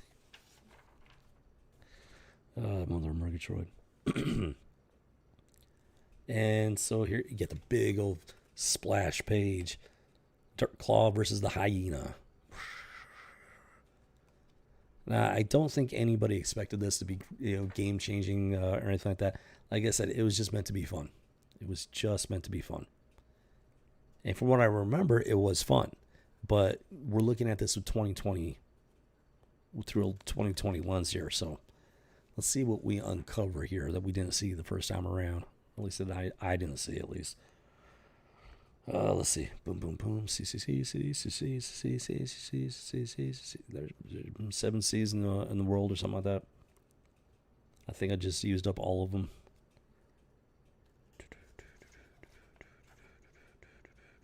I'm no putty tat hyena. Wait, what? I think that was. Hold on. I mean, they're doing their thing. They're duking it out. Boom, boom, boom. It's not too in depth on the story. They're just, it's kind of on the gratuitous side. It's almost like gratuitous fan service. That's one way to look at it, which isn't necessarily a bad thing. Like I said, these were just meant to be fun. It was just a fun little thing, smashing them together. It was not meant to be an ongoing thing. It was supposed to be a one-shot deal. Bat Claw, or the Dark Claw. I'm no putty tat hyena. What? Wait a minute. Does he actually say that? No. I'm not really sure where he came up with that, but apparently obviously the characters got history between each other.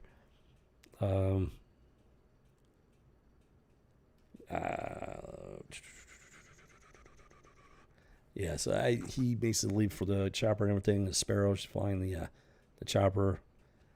A crazy battle with the hyena. Not even sure what's going on. It comes in. It starts off with a bang, and just keeps on going. Then we got, who's this supposed to be? DC. So it's supposed to be the Huntress. Marvel? Who would the Marvel? I'm not sure. So that's the Huntress from DC mashed together with somebody from Marvel. Blonde hair. I don't know who. Gwen Stacy, maybe?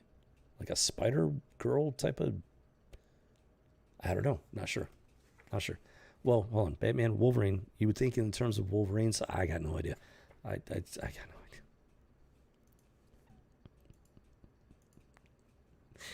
idea. Oh, Mother Murgatroyd. That's the fun part, is trying to figure out who they are.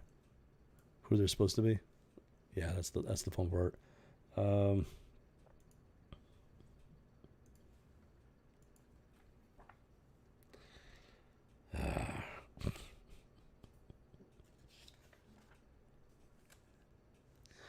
It's giving us a lot of information. I mean, the Huntress is DC, but she's skulking around like a cat burglar. So I'm kind of almost thinking of Catwoman, but Catwoman is also DC, so it does make sense. It would have to be somebody from Marvel. Who is she supposed to be? She discovers that Logan is the Dark Claw. Carol.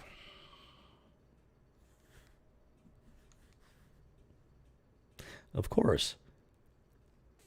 Why am I surprised by this? Why am I surprised by this? I shouldn't be. It is Huntress crossover with Carol Danvers, a.k.a. Ms. Marvel. Come on. Hopefully you can read that. It's Carol Danvers. Why? That doesn't make any sense. Wolverine.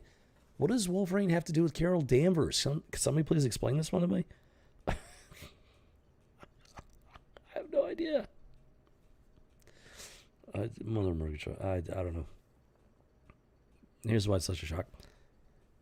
Carol Danvers sucks. She's a terrible character. Can't stand her. And what connection does she have to Wolverine? She's a cosmic character. Wolverine is a X-Men. It would make sense like the White Queen. That would make way more sense. No, they made it Carol Danvers. Even back in 96, they were pushing Carol Danvers in a way that did not make any logical sense. There you have it, folks. We already got our first in-your-face indicator that, yes, this is after the Great Divergence, and they were pushing the stuff hard, including Captain Marvel, a.k.a. Carol Danvers, as far back as 1996. Remy, no surprises, and then so many also at the same time. Paradox, yeah, yeah. That's the world we live in nowadays. It's like Carol freaking Danvers. Are you kidding me? That just doesn't make any freaking sense. I mean, you're scraping the bottom of the barrel on that one. Even in 1996, they were desperate to push that character. Why am I surprised? Why am I surprised? So they do their own version of Weapon X.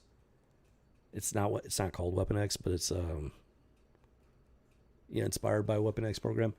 See, that's gonna become Dark Claw and the Hyena. They were actually war buddies. They fought in one of the wars together. So they have a very they know a lot about each other. They have a very close relationship and everything, which makes them like tragic enemies or something like that.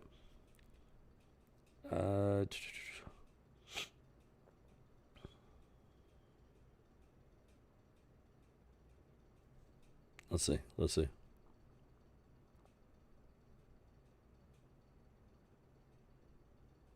So yeah, he's referring to himself as the failure of the program because he has a conscience and didn't want to be a mindless weapon like they wanted him to be. But the hyena, on the other hand, had no conscience, and he becomes the perfect weapon for them, which I'm calling malarkey on that because I'm not going to get into that one. But when the shiz gets so crazy and so heavy and so ugly, I just grab onto my salvation even tighter with head down in the word who. Yeah, amen to that. Amen to that. It's just because there's so much beyond our control. They love to mock thoughts and prayers. They mock that phrase. If you say thoughts and prayers, they will mock you. And when I say they, I'm talking about the internet trolls. These people that hide behind their computers that support this insanity. They support the insanity. They support it 110%.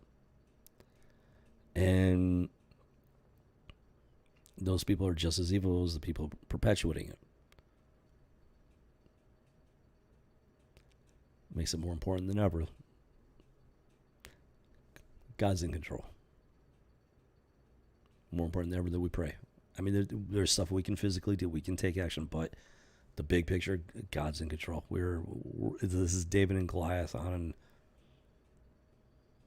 a scale that I don't know. It might be a bigger scale of David and Goliath than even World War II was. It's a different type of war, so it's difficult to gauge. It's difficult to compare them apples to apples like that. It's a massive David and Goliath fight. We just have to remember God's in control. We do our part. We have faith that God's going to bring us out of this.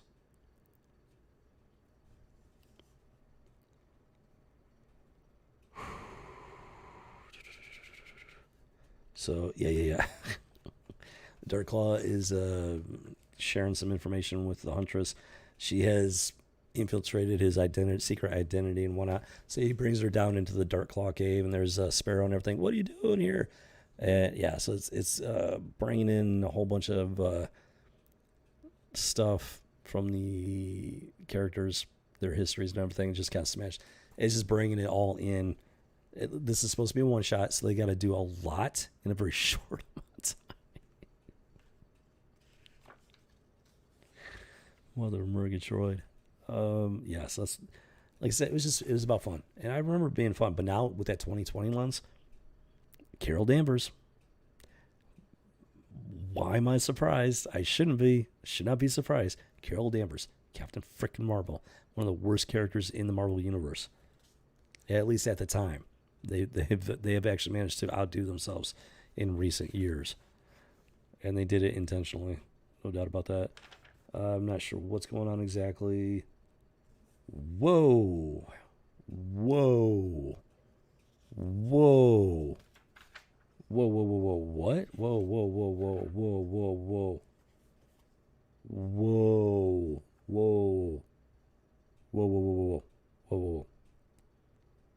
hold on, hold on. Wait. I got to do a little bit of reading here. So, yeah, so like I said, they come. Oh yeah, so that's definitely supposed to be Jubilee. Now, with the exception of the short haircut, she does look very womanly. I mean, yeah, she looks like a woman. She's even doing like a ballerina thing. She's on the tips of her toes, which is a little surprising. And that's not a complaint. It's just I'm surprised. It's like she actually looks like a woman. I'm shocked. It's supposed to be, I think the Marvel side of her is Jubilee. So they actually have now naturally she's not too happy about the Huntress being in the cave and everything, and knowing the secret, and so she, naturally got this girly cat fight thing going on between the two characters. Sparrow is very, very, very displeased. Let me put a finer point on that. I don't know. So they get some information. They take off. They're looking to get to this 747 airplane, whatever. There's something going on with it with the hyena. In comes Batman, Dark Claw, with his crew there.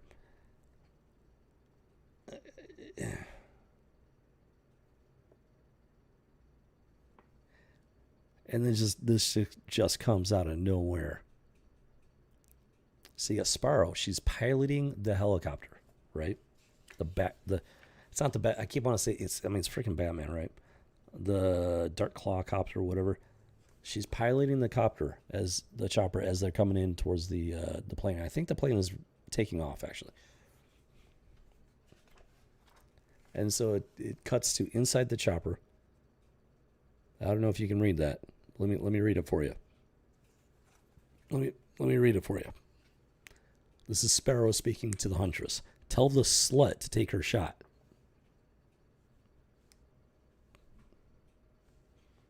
What? What? Tell the slut to take her. What? Excuse me? I'm not. It's not about the word per se. It's about the use in the context. It's a Batman Wolverine. It's a freaking comic book. Batman universe, stuff like that. That is not the type of language that is generally used in this universe. Where is this coming from? It's not the word per se. It's not the word per se. It's the use in the context. First of all, it just comes out of nowhere. The Huntress there's no sexual thing going on between Dark Claw and the Huntress. So I get it. There's the cat fight thing going on. But why is this word being used in this comic book? This isn't that kind of comic book, or at least it didn't used to be. Batman didn't use this kind of language. Batman did not used to use this kind of, it did not have the characters in these. It's not even that kind of situation. She just comes out and bleh, just like explosive vomit. Who thought that was okay? Who thought that would be okay?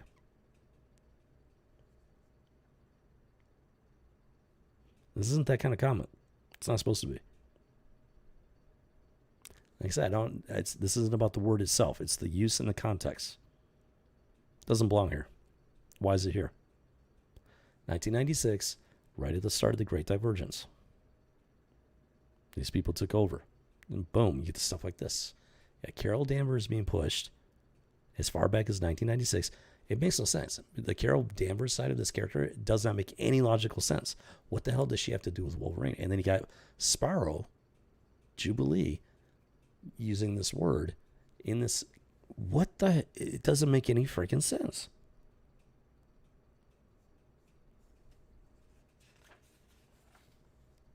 Freaking kidding me with this, man. I can't make this stuff up. Oh, it's the presidential plane. It's Air Force One. That's why. Okay, so yeah, Dark Claw's doing his thing. There's the presidential symbol. It is, in fact, Air Force One. I'm not reading it word for word. So I'm catching up on some of it. Here we got the hyena coming in, Joker / Sabretooth. Looks like he's got his Joker fish or something. I don't know. He's just doing, Joker level, Sabretooth level stuff, insanity and mayhem. Interesting. Okay. Interesting. Hey, we got a cameo. Look at this. Who's that? Can somebody tell me who that is? Who is that right there? Who's made this surprise cameo in the Amalgam comic books? Who could that be? Looks familiar. Looks very familiar. Interesting. See, back in the day when it came to pop culture and whatnot, anytime you had like a world leader type character, they were made up. They were not real life people, real life world leaders.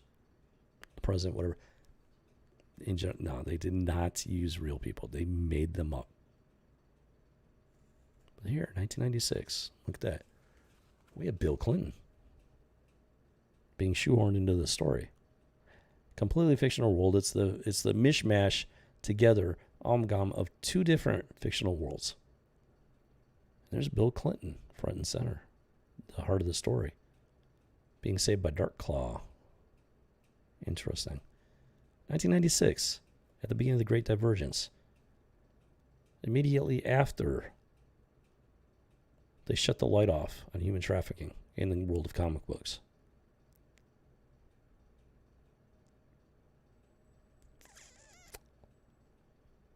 Think about that. Think about that for a while.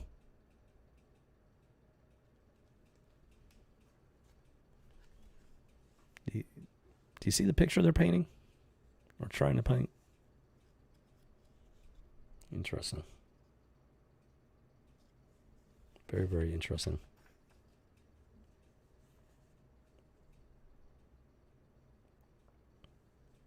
Also, when trudging through this smoke, just remember I'm watching hummingbirds watching me.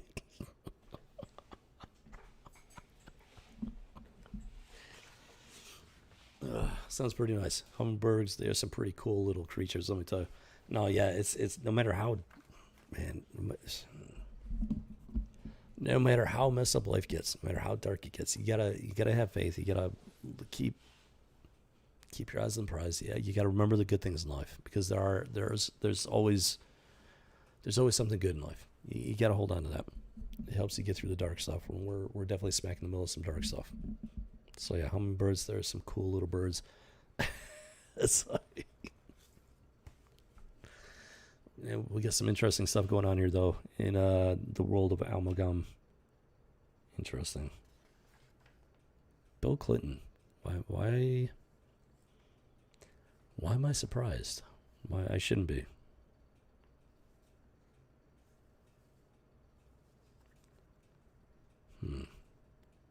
So then, so Dark Claw saves the day, saves the president, who just happens to be the real Bill Clinton. Interesting. The hyena escapes. The Dark Claw survives. Next issue. This claw, this crossbow. This crossbow. Now, I thought this was supposed to be a one-shot. Pretty sure it was. Yeah, the back page. They've got a whole bunch. They got like little teasers for all the other one shots and everything, different characters. There's quite a few of them. That one's Speed Demon. I think that's a Flash and Ghost Rider. And yeah, they mashed a whole bunch of them together. Like I said, it was fun. It was just meant to be fun. Fun little one shot. I will always offer God's rays of sunlight. That's appreciated, Remy. Thank you. Definitely could use some of that. Some of those God's rays of sunlight. Definitely use those. Inserts into the madness, and the creep shows up. Barf on Bill Barf on Bill. Yeah, it's all yours, Remy. No, if it becomes relevant again, and it just might, definitely have to keep that one in mind. But just ponder that for a while. 1995, 96, The Great Divergence. This is from January, April rather, April 1. Wait a minute. No, number 1, issue 1, April of 1996. Right at the very beginning of The Great Divergence, after these sideshow freaks have taken over and taken the entire comic book industry in a very weird direction. 1995, we got Batman Ultimate Evil, shining the light on human trafficking, specifically sex tourism industry in foreign countries regarding children. And I'm at this point, I'm thinking catalyst for The Great Divergence. You got this stuff going on. Bill Clinton shows up as, they popularize Bill Clinton in the comic book universe. Not just one. We're talking about two different, Marvel and DC, two different universes. Two birds with one stone. Are you picking up what I'm laying down here? Especially after our discussion regarding Michael and Sophie Long. Do I need to continue painting the picture for you? Are you picking up what I'm laying down?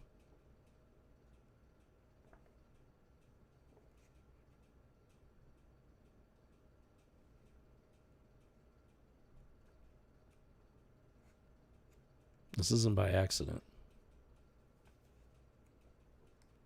This stuff doesn't happen by accident.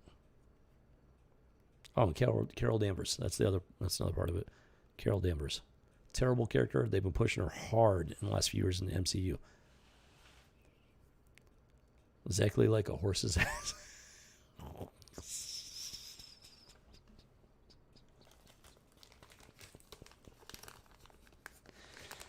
Oh, Jiminy Cricket. In and of itself, it was fun. But with that 2020 lens, there's some janky stuff going on. Janky stuff. Yes, it's in our faces now, no longer hidden. We have 2020 vision. Yeah, 2020 lens. The 2020 lens. There you have it. Legends of the Dark Claw, #1 from Amalgam Comics, which is in fact Marvel and DC working together. It's very. On the one hand, it's fun. It's a fun issue. On the other hand, there's some janky stuff going on. April 1996, right at the start of the Great Divergence. I think we're on to something here, folks. I really do. Something very surprising. This was not even an inkling, not even a sparkle or a seed of an idea of a theory. I was not expecting this at all when I started this House of G stream. No. This came out of left field from freaking Twilight Zone out in I never saw this coming.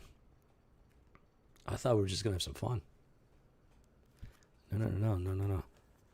The stream just had other plans apparently. Okay, so now we're gonna move on to. Oh, wait a minute. Boom, boom, boom. Boom, boom, boom. Boom, boom, boom. Boom, boom, boom. Edge, boom, boom, boom. Boom, boom, boom. Okay, so we're going to move on to X-Men 2099, issue #7. So, yeah, I was pretty heavy into X-Men 2099 the first year it came out. I think after that, my life got kind of crazy and I wasn't able to keep up with it. And I'm glad I was, because we've learned some pretty interesting stuff, to say the least, going through it. So, you know him as Tim. Now meet him as Skullfire. So he's that one guy, the wild and crazy guy, hothead and whatnot. Very attached to the psycho chick, La Lunatica, which is Spanish for the female lunatic. A little on the nose there, if you ask me. And, all right, let's do this. Let's rock and roll. Boom, boom, boom. Now, let's see. April of 1994. Like I said, 1994. We're talking 1994 here. So the first 4 issues of X-Men 2099, they were very clear about there being a basis of human trafficking for some of these characters. Human trafficking, 1994. They're just starting to shed the spotlight on human trafficking. 1995, we get Batman Ultimate Evil. Very explicitly shines a light on real life human trafficking. And then, boom, the Great Divergence.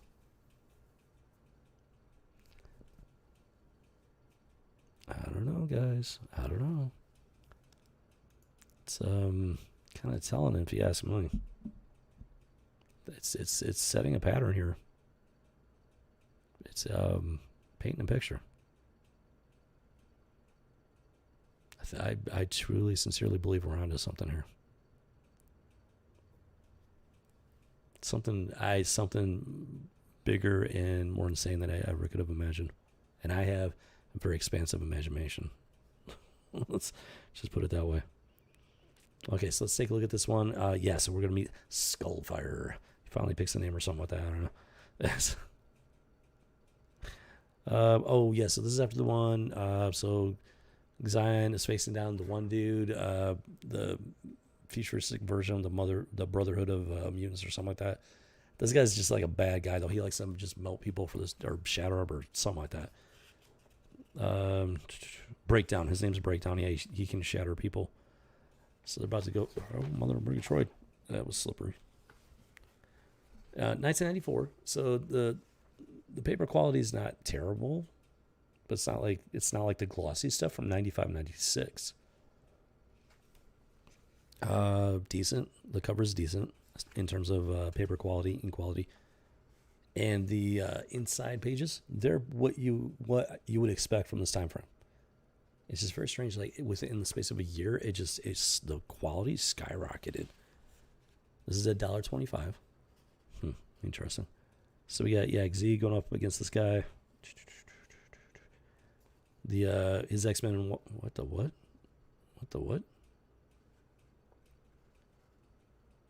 I don't know. I'm missing something, but it's been a while since we went over number 6.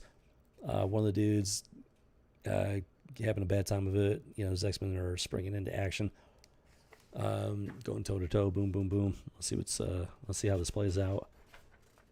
Who to what? Okay, so, excuse me. Zion's going up against this guy. The power levels are building, and boom, big old something or other going on. Zvack. Yeah, so let's see who's still standing, if anybody. Wait a minute. What?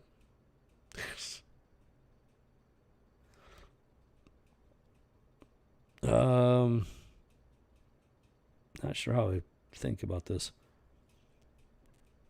Seems we cancel each other out explosively. I'm not sure that's how it works. So both of them are still standing completely unscathed. Even though they were both powering up, and there was a big old explosion. Somehow the explosion canceled itself out. I'm sorry, but I don't think that's how it works. It's like,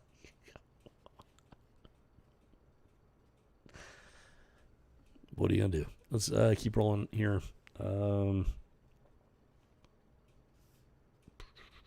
yeah, and the one dude's freak show team shows up. Cuts away, Santa Fe, New Mexico. What? I don't know what's going on. So, this chick, I'm not even sure who she is exactly. She looks vaguely familiar. She comes across this cabin in the desert, opens it up, and it's just literally hell inside, or lava or something. I don't know. I got no idea. Let's find out. Let's see if we can find out. Oh. It's a danger room, holograph room. It's not real. Okay, that explains it. She's got the X card. Okay, so I think she's new. I think she was in maybe the later issues, which might be why she looks familiar. But she's got the X card. That's the That's the shack that was the secret club or whatever.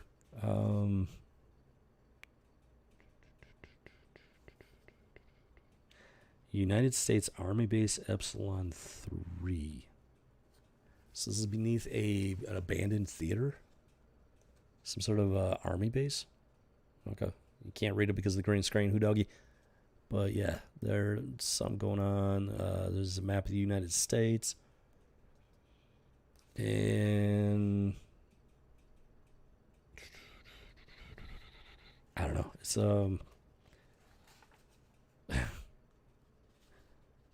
the story is definitely kind of in a weird zone where it's not very forthcoming. Got to figure out what's going on. Like I said, I don't remember the details from 6. So, dude got hit with something. Oh, somebody named Contagion attacked this guy or something, and it's just doing all kinds of funky stuff to him. Trying to find a way to heal him. But at this point, wait a minute. Wait. Was this before? Wait. One of the issues, Xion, he developed the ability, and I think it was within the first 4 issues, the ability to heal. So I think that's what he's trying to do. Okay, so he stops the infection, but he couldn't reverse the physical effects.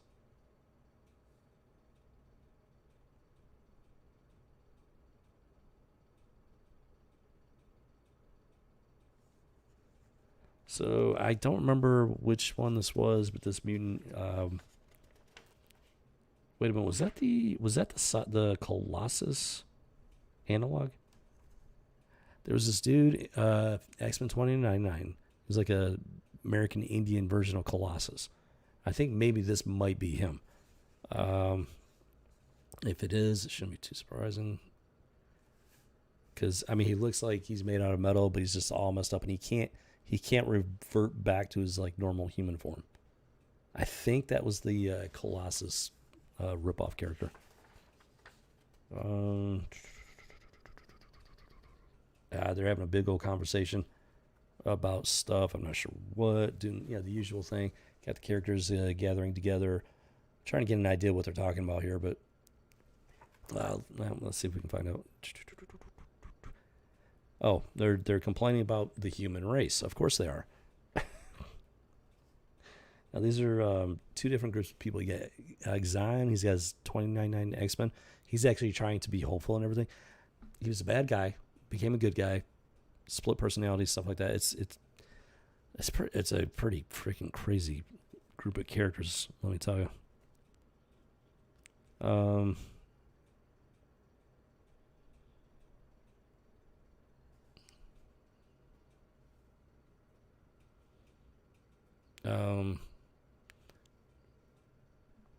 What's up? Okay. Sometimes I think the whole human race should be put out of its misery. We inflict so much pain and suffering on ourselves, justifying it in the name of God or country or science. I've heard that so many freaking times from pop culture. It's like, really? Is that all you have left anymore? To whine and crying? Now, in this case, they're going after everything. God, country, and science. So it's just a blanket whiny session. But in modern times, they're just complaining about God and country. They're worshiping the science now. In terms of both pop culture and real life. And the science that they're worshiping isn't even science. What? It's just kind of weird. That one just kind of jumped out at me. We'll see here. We'll see.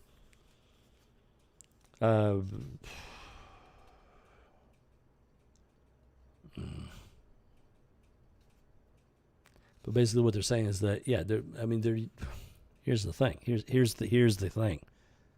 Justifying in the name of God or country or science. So, but here's the kicker. And the kicker is what they start off with. Sometimes I think the whole human race should be put out of its misery. Guess who else thinks that way?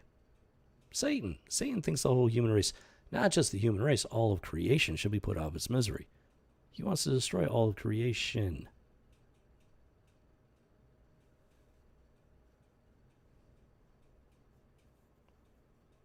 And they're specifically saying justifying it in the name of God or country or science.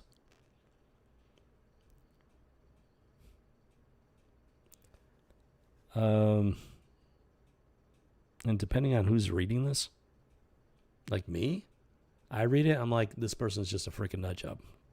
That's how I rate it. You got people out there. Now, this is from 1994. Think of it in terms of modern times. If some these freaking weirdo trolls are reading this, they're gonna take that as like gospel truth or something and run with it. Why? Because they're mentally unbalanced. And that's why it kind of jumps out at me. The usual, dialogue back and forth. What? Okay, so apparently we got some sort of soldiers coming in to this theater where the army base is hidden under, whatnot. They come down, boom, boom, boom. The fight begins. Interesting. Yep, fight begins. And I'm not sure. Wait a minute. There was a group of fighters, Black Jack Company or something like that. I don't know. I don't know if this is them or not. Hold on. Yeah, I think this is supposed to be them. I don't remember their name exactly. They showed up before. But they hunt down mutants is what they do. So yeah, they come in, boom, boom, boom. They're doing their thing. The one guy comes up behind him, tries to shatter his helmet, but he's prepared for him. He's got like a defensive mechanism that negates him, his abilities. Boom, boom, boom. And it's a free for all pretty much at this point. Let's see where they're going with this.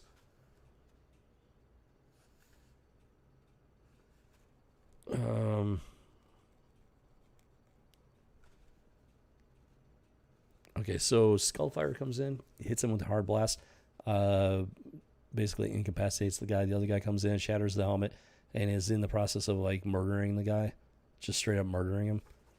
And Xian stops him. Wait a minute.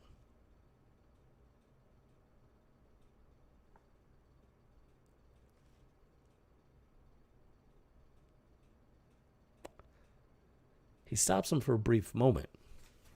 He stays his hand for a very brief moment. Xian states, destroy the armor. The man is inconsequential. And he's like, I agree, as he shatters the guy's face and murders him. Just straight up murders him. The guy is incapacitated, no longer a threat, and he just straight up murders him. This is a bad character. He's just murder. He's a murderer, a wanton murderer. And people like that, they're known as serial killers. They get put, the capital punishment, death penalty. But this guy's allowed to keep on, doing what he does, which is not good stuff. And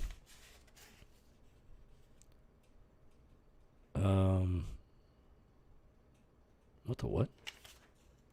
I don't know. So it cuts to the chick and the dude from the club thing. They're out in the desert for some reason, and boom, we get this. This is the final page, big old splash scene, and she's actually she's ironically asking if the other dude knows anything. Well, one of them is asking the other if they know anything about the Age of Heroes or something like that. That is a silhouette of Archangel, by the looks of it. Now, Archangel couldn't possibly be alive at this point. That's who he's supposed to. That's who the silhouette is. So interesting. I think I had number 8, and I don't remember. I would have to pull that one out, which I'm not going to. Yeah, so there's some odd stuff. It was a fun enough read back in the day. I enjoyed it. Well enough to get I think I have the entire first year of the title. So I enjoyed it well enough. I've always been a big X-Men fan up until recently, but even 1994, there's some questionable stuff. There was definitely some questionable stuff. So like I said, these people, they had their foot in the door. Before 1995, they had their foot in the door, as evidenced by some of the stuff going on here. But at the same time, the first 4 issues dealt with human trafficking. Like I said, they had their foot in the door, but they didn't have full control. And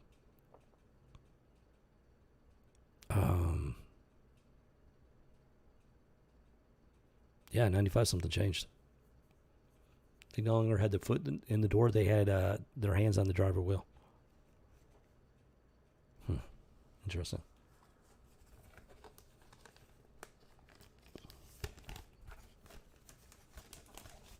All right, there you have it. X-Men 2099, number 7. Boom Chakalaka. It was a fun enough series and everything, but in hindsight, 2020 lens, there was definitely some questionable stuff.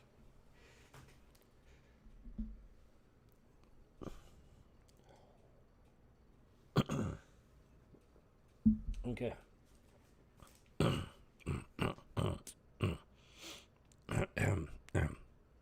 Abra Cadabra. So, yeah. We're moving right along here. And here we have the new Spider-Man 2099, issue number 19. Yeah, right. That is not his normal costume. For some reason, he's dressed up in some sort of, he's got rollerblades. Some sort of roller derby type outfit or something like that. I don't know. Even the cover's like, yeah, right. Making fun of their own cover, apparently. Oh, yeah, so that's the cover costume. That's his actual real normal costume. So pretty big difference right there. But I want to point something out here. The new Spider-Man 2099. The original Spider-Man was the Amazing Spider-Man. Then you had the Spectacular Spider-Man, stuff like that. The latest, around this time frame, the newest Spider-Man title was just Spider-Man. Didn't catch it back in the day. Catching it now. It used to be the Amazing Spider-Man. It used to be the Spectacular Spider-Man. And they got even the new Spider-Man 2099, which is a adjective. Not as spectacular or, amazing. It's something. But then the newest title, Spider-Man title, at the time, was just Spider-Man. He wasn't amazing. He wasn't spectacular. He was just plain old Spider-Man. Now, back in the day, I didn't think twice about it, obviously. It's just, new Spider-Man title. Check it out, I was into it. But, yeah, with that 2020 lens, they were in the process of bringing him down a notch.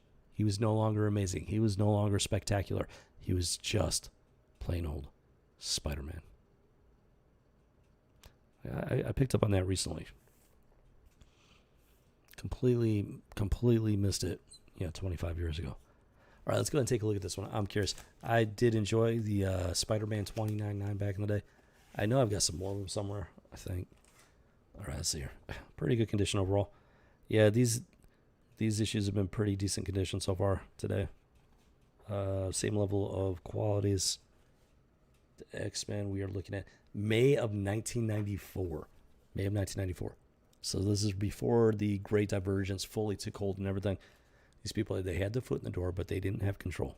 Not like they did in 95, 96.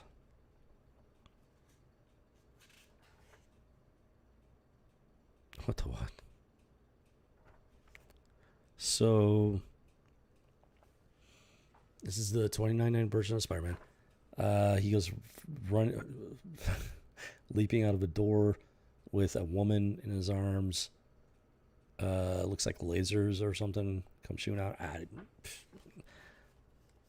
Lila, for crying out loud, enough already. Lila is his, wait a minute, what?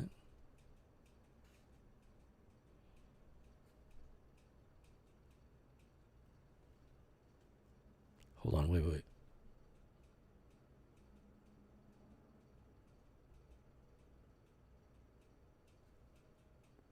What is going on here? So he's got like some sort of virtual reality AI companion. There's security droids. They're attacking him for some reason. She's telling them to attack him. He's supposed to be the one in charge here. She's supposed to be serving him. Why is his AI companion attacking him? And he just kind of brushes it off. And she's like mocking him, just straight up mocking him. Like, okay, is it supposed to be funny? Because it's not really. And here's his response: when I get my hands on your programmers, I'll strangle them. That's not funny. It's disturbing. Why is the AI program trying to kill him? That's not normal for start. And this isn't the first time it's happening. He's talking about, I don't believe this, twice in 2 months. So there's something going on with the AI program. But I don't know. Apparently it's not normal, at least. I don't know, I'm seeing it through that 2020 lens, so I'm questioning these things in more than I normally would. At least that I did back in the day. Okay, so he's aware of the fact that she's completely whacking out of control, his words. And so there's something going on with his AI. Twice in a month.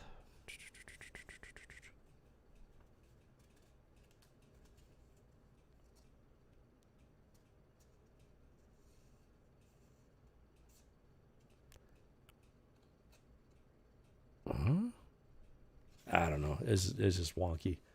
Very janky. Spider-Man 2099. What's his name? Miguel? Wait a minute.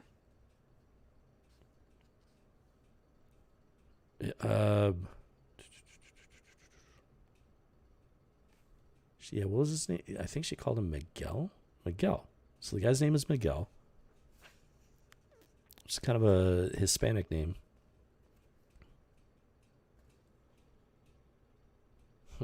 Interesting. So before Miles Morales, Spider-Man, we had Spider-Man 2099. His name was Miguel. Apparently he was Hispanic. Even though he doesn't really look too Hispanic. He does kind of look Peter Parker-ish. Like, it's not the best picture of him. They got this side shot. He looks more Peter Parker-ish than Hispanic. So it's almost as if they were trying to race swap him without race swapping him. That makes sense. Kind of weird. Like they were trying to race swap him, but they didn't fully commit to it. Because some people consider Hispanics to be just another version of white people. And maybe that's what they were going with. They were trying to be really more subtle about it, I guess. Even though this isn't Spider-Man, it is Spider-Man from the future. It is a different Spider-Man character. I don't know. Like I said, 25, 26 years ago, I didn't think twice about it. So he's trying to get out of there. What the what?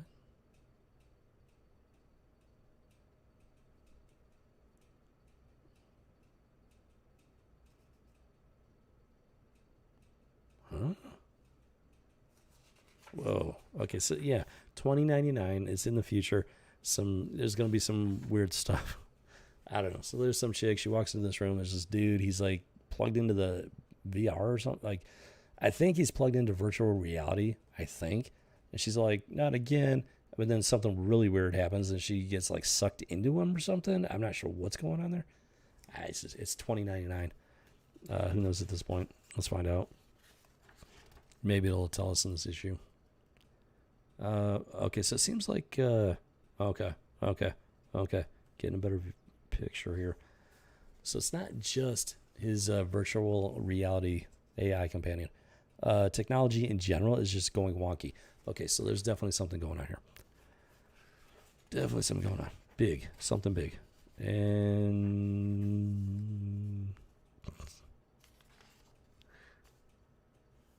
looks like this is the quote-unquote real face of the perpetrator. He takes over the giant billboard thing. And yeah, he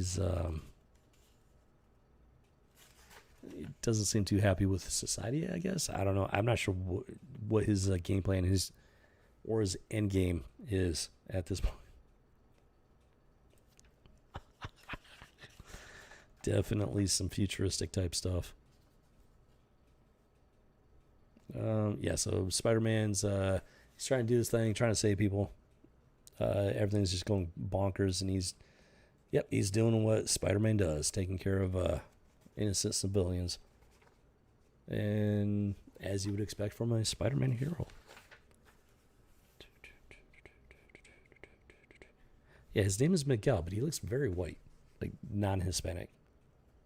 Looks very non-Hispanic right there. And, vaguely Peter Parkerish. So I'm a little curious as to why they gave him the name Miguel. Okay, here we go. So he jacks into the cyberspace. And that's his cyberspace avatar. So that's where that's coming from. He's literally just rollerblading through cyberspace. Gotcha. Okay. What the what?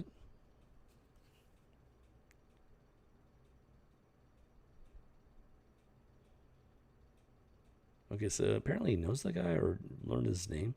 Gabe Firefly. Oh, this is the guy from before where the lady came in. He was on. This is him. That's him. So the dude materializes, and it shows his face there. That's the dude from before. The woman was like, "What are you doing? Not again!" And then she got like sucked into him or something, into his or fried. I'm not sure. It was weird looking. It was weird. And that is the end of it. Next, Crash and Burn. I know I had more issues of Spider-Man 2099. They might be in my collection somewhere. Interwoven threads of evil lies into the very fabric of our society. Well, that is true, and that goes back to the dawn of time. It's just because Satan's out there, and he's constantly trying to corrupt everything. No matter how much we strive towards, godliness, he's there to try and just unravel everything. So that's just a fact of our reality at this point. And that's why that's the price of freedom is eternal vigilance, and that is why, because it's just always there. You have to be very vigilant. Right now, like, we have failed to be vigilant. Like, we're in a bad place right now because of that lack of vigilance. Mother Murgatroyd. Yeah. Because it's just, until the end of time, it's not going to change. Just a fact of life, fact of our reality. Some sort of mini comic here. I don't even, what the what? I wasn't going to mess with this, but then what just happened? Oh, young Miguel O'Hara? Wait a minute, what? So the end of this issue, but then they do this little mini comic thing dealing with young Miguel O'Hara, who is Spider-Man 2099 as a kid. He looks white. His name is Miguel, but then his last name is O'Hara, which is like freaking Irish or something. What the Whiskey Tango Foxtrot? What? Is it? It's like they took different pieces of ethnic characteristics, backgrounds, and stuff like that, put him into a hat, and like drew him out. Like, okay, his first name's gonna be boom Hispanic. We'll go with Miguel. His last name's gonna be boom Irish. We're gonna go with O'Hara. His skin color's gonna be boom white. We're gonna make him look like Peter Parker. Whiskey Tango Foxtrot. What were they thinking? What? What?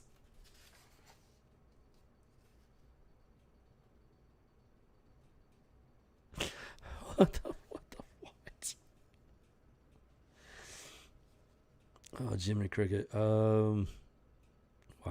I don't know what these people. This is 1994, right at the start of the Great Divergence. I don't know. Like I said, these people had a foothold at that point, so maybe they had some influence on that. I don't know. It just doesn't make any sense. So he's at some sort of school, boarding school, something like that. I don't know. Okay, so I think that's like what's about to happen. He's at some sort of boarding school. I think this dude's like a bully or something. She confronts him. He actually pulls a knife on her, which is a little drastic there. I would say, hey, okay, maybe you need to. And then this is what got my attention. She like smashes his face into the wall. Kind of questioning that a little bit, but yeah. mostly her strength. But I can understand smashing his face in the wall. If he pulls a knife on you, you want to incapacitate him. So, interesting. Interesting. Now, yeah, she's supposed to be like some futuristic version of a nun. I don't know what kind of school this is exactly.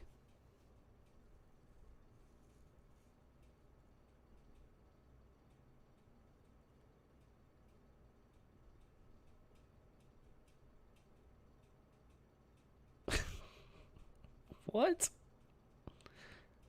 Okay, so she's talking about you know all that advanced technology people believe was lost at the end of the heroic age? Well, not all of it, because she takes them out back or something like that. I don't know. So there's a horse, which apparently horses are supposed to be very not very common or something. I don't know, but it's a hologram. It's holographic technology. So and then he's like, horses scare me, and then she's like, oh, give me strength. Like praying to God apparently, but yes, I guess she's like some sort of futuristic nun. When CRT really began, that's a good way to put it. That's actually, yeah, it's a really good way to put it. The whole critical race theory, that's pretty much when it began. Yeah, I agree with you on that one. Oh, give me strength. Which is just funny. That's just a funny scene right there. But interesting though. It's very interesting. It's saying that in this world, advanced technology was even though they have advanced technology, they got virtual reality and stuff like that.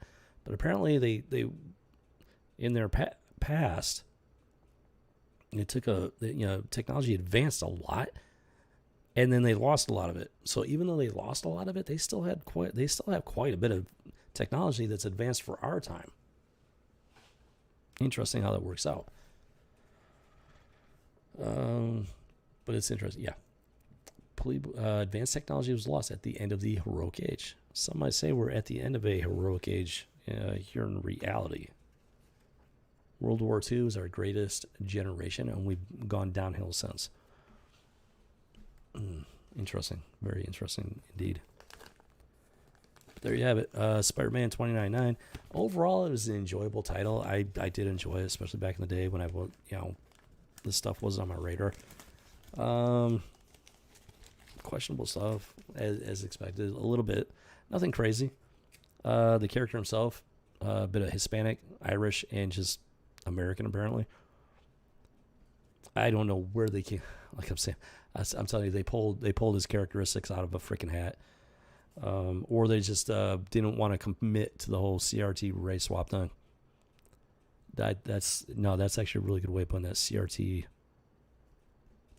That is no. See, the whole race swapping thing, the race and gender swapping, that does in fact fit in perfectly with CRT. I'm glad you brought that up. That's an excellent point.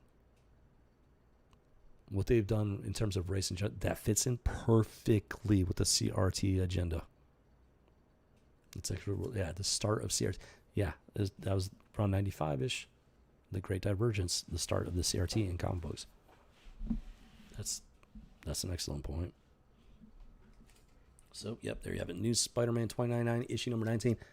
Like I said, not a bad issue. It wasn't too over the top, like woke or nothing like that. Little bit of questionable stuff, but it was an enjoyable series overall, from what I remember, at least. So, okay, folks, here we go. And now we have Spawn number 1. Yeah, I was pretty happy to find this in my collection. I completely forgot that I had it. Overall, it's in pretty good condition, but there is a little bit of just looking at the something happened. Something got set on it. I don't know. This corner over here, slight. Yeah, you can see it right there. Very slight crease. I don't know. Something got set down on top of it or something. So I'm a little bit sad about that. But overall, it's like, hey, issue number 1, pretty cool. Yeah, I'm gonna go ahead and open it up. Yeah, May. I don't know what year. May. $1.95. The $1.95 makes me think 1995-ish, but we'll find out here. Now, I purchased this at $4.95. I'm pretty sure the value's gone up a little bit at least. It's not in perfect condition because of the corner. If it wasn't for the corner, it would probably be in near mint condition. But like I said, I'm a comic book fan. I am not in this for the money. So I'm gonna open it up. We're gonna take a look at it. Why? Because I'm a comic book fan, and that's what's the point of buying it if you're never gonna read it again? Okay.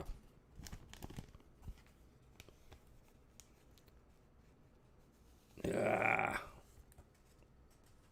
So this is, if you needed any proof that I am not in it for the money, this is it right here. Boom. Spawn #1. Pretty cool. Pretty cool. It's a pretty cool part of my collection. Yeah, that corner. Oh man, that sucks. Slight is a very slight crease, but that's all it takes. That's all it takes. Other than that, it would be like very close to near mint condition, if not near mint. Oh man, that's just kind of heartbreaking. It's all good. Hey, I'm happy and blessed to just even have my collection at this point. Okay, I don't belong. Not here. Not now. I have to get back there. The bet was rigged. He made me believe. Now there's darkness in my soul. I want to die again. This is the start of the Spawn epic. Starts off like that. That's, boom. Few words, but they heat with like a kind of like a sledgehammer, and you're like, wait a minute, what's going on here? So something big happened to this guy. But I chose to come back. Why?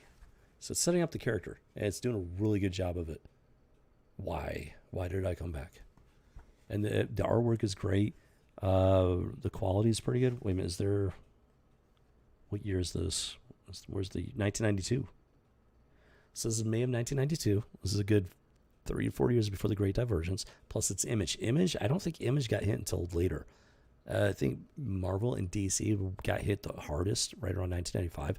Because, I don't know, I could be wrong, but I don't have as many Image issues to compare.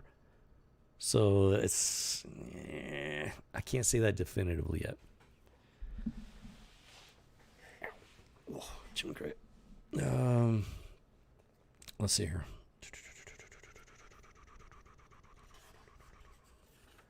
Son of a biscuit, man. Why?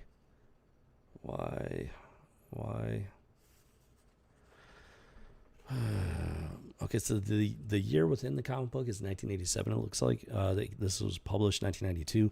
Even as far back as 1992, CNN. Why? Even as far back as 1992, they were obsessed with putting CNN into pop culture. Why? I'm asking that question. Why? I don't have an answer. Not a admission from them or anything like that. It seems obvious they were trying to popularize CNN, even as far back as 1992, which means it was never a news network, at least not at that time. So then he's having flashbacks of stuff going on. Yeah, so at this point he is Spawn. He's back on Earth in physical form. His memory is fragmented. All he has is bits and pieces. This is he's actually a pretty interesting character. He's just got bits and pieces, fragments of his memory from his previous life. It's a very different character, kind of, on the dark side and everything. But I mean, it was actually pretty interesting character. And then more bits and pieces, more fragments. It's definitely not a kid's comic book. Let's put it that way. Some fairly, some of the imagery was definitely on the disturbing side, but it wasn't like over the top, gratuitous. It was just, stuff of nightmares, but it wasn't like the gore from like you have nowadays. And then boom, it talks about, it gives you the information regarding his powers. He's got the time, the meter, 9. It started off at 9999, just shy of 10,000, or maybe 10,000 was the max or something. I don't know. But that's his power meter. The more he uses his power, which comes from hell itself, the closer he gets to being sent back to hell. For all intents and purposes, he made a deal with the devil to come back as Spawn. Because he had unfinished business of sorts. Oh yeah, I'm going to find him, the one who framed me. So he wasn't actually a good guy in life, but at the same time, somebody did do him dirty, even though he was kind of a bad guy. I think he was an assassin or something. So not like a government sanction. He was like a freelance. It's just not a good guy. Kind of a bad guy actually. But then like there was some part of him that and I don't know. It's like a it's kind of like a redemption story without the possibility of redemption. And that does make it an interesting character. So that's basically like the origin of Spawn there.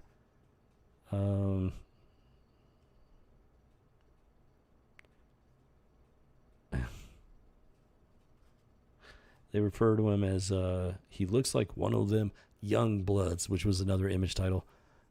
And so we got a gang of hooligans, definitely some sort of gang, not a very rough gang. They're surrounding this woman in an alleyway. She shouldn't be there. Don't know how she got there, why she's there. But they're attacking her, and he jumps in. He's like you're all dead. Now he is a vigilante. Oh, stop, get out now, or you're all dead. So he's giving them the chance to walk away. Naturally, they choose not to. So he throws one through a window.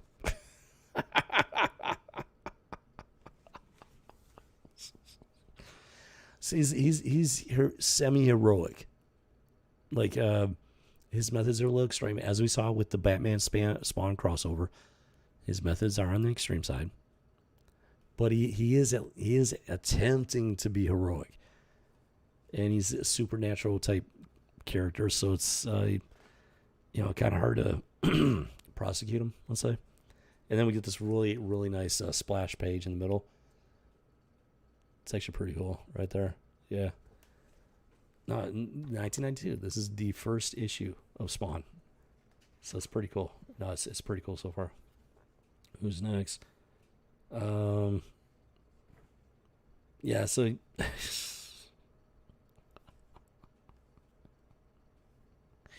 so they're still trying to be all like tough and stuff, and he's like, don't mess with me. Boom, they finally get the hint and take off running.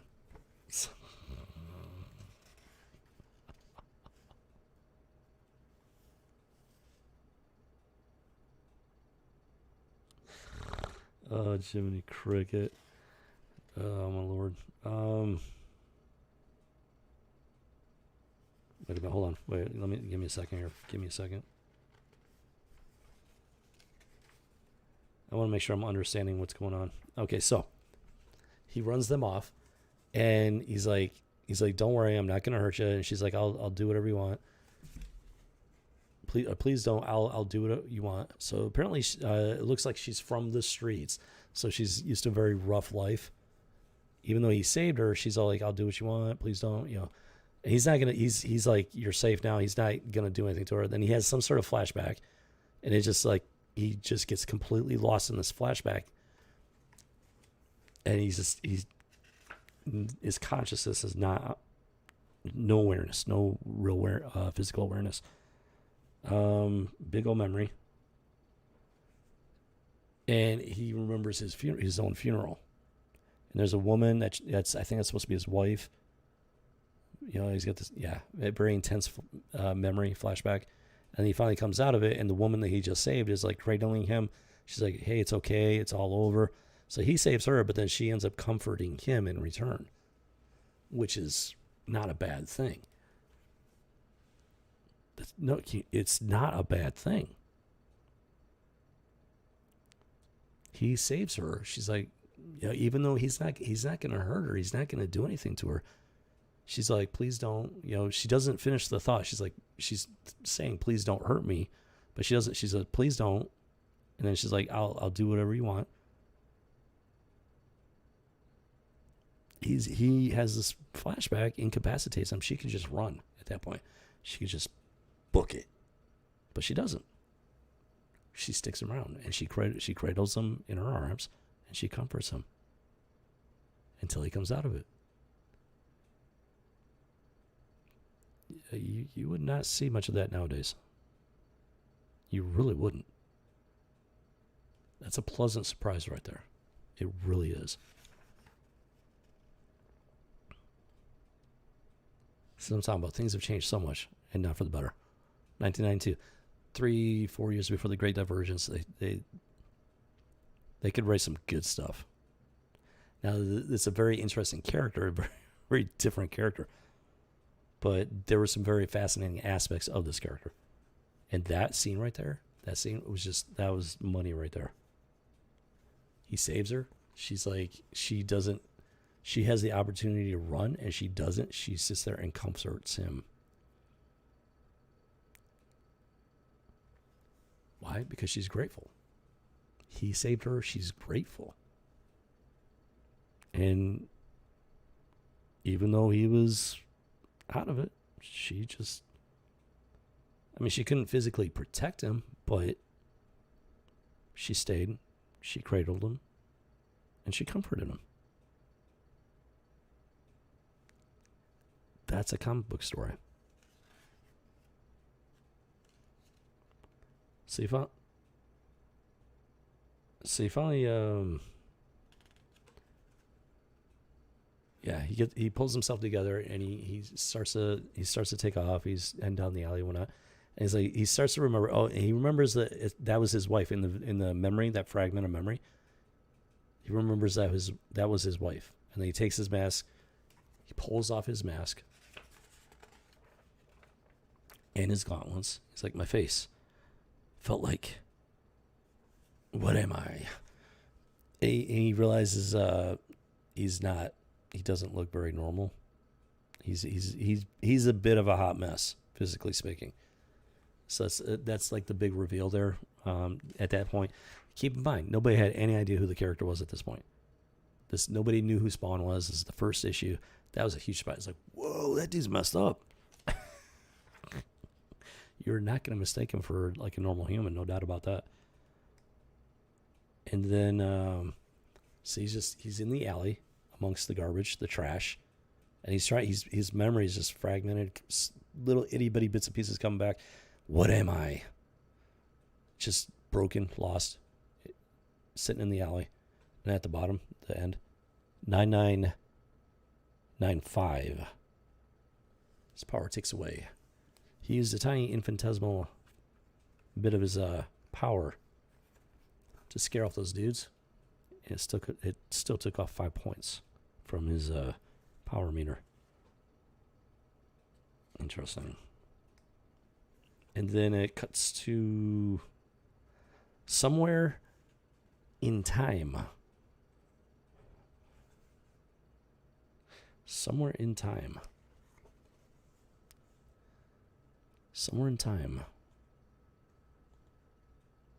And it shows this guy. Yeah, very demonic. Yeah, he's literally a demon out of hell. So they don't sugarcoat this stuff. They didn't sugarcoat it back in the day. They didn't try to make demons out to be good guys, whatever. No, this is a demon. He was a bad guy. Just a bad guy. I promise your troubles have just begun. As you would expect from a demonic character. And that's the end of issue 1. So it's a pretty good issue, actually. No, I like this one. This was a good issue. This is Todd McFarlane, 1992. Todd McFarlane. Yeah, so back in the day when Todd McFarlane, he made good stuff. There you have it. Spawn number 1. Image Comics.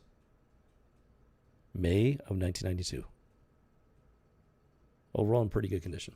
Very slight bit of damage to the corner because of, just like I said, I'm very fortunate and blessed to even have my collection at this point. I'm pretty happy I got this. I still have this one. I forgot that I had it, and I'm pretty happy that it was a good one. You know what? I forgot something. That makes me kind of sad. Still working on stuff. Yeah. Boom shakalaka. Boom. There we go. Spawn number 1. There you have it. And it was a good one. It really was. It was legitimately a good story. A very complex character. A very tragic character. Pseudo-hero. I wouldn't say anti-hero necessarily. More like a pseudo-hero. Misguided almost. Didn't did some bad stuff in life, which is why he went to hell. He's not. He knows he's not getting out of it. He's trying to seek redemption. Well, he's got unfinished business. He came back for a reason, but he doesn't remember because his mind's been fragmented by the return to life, such as it is for him.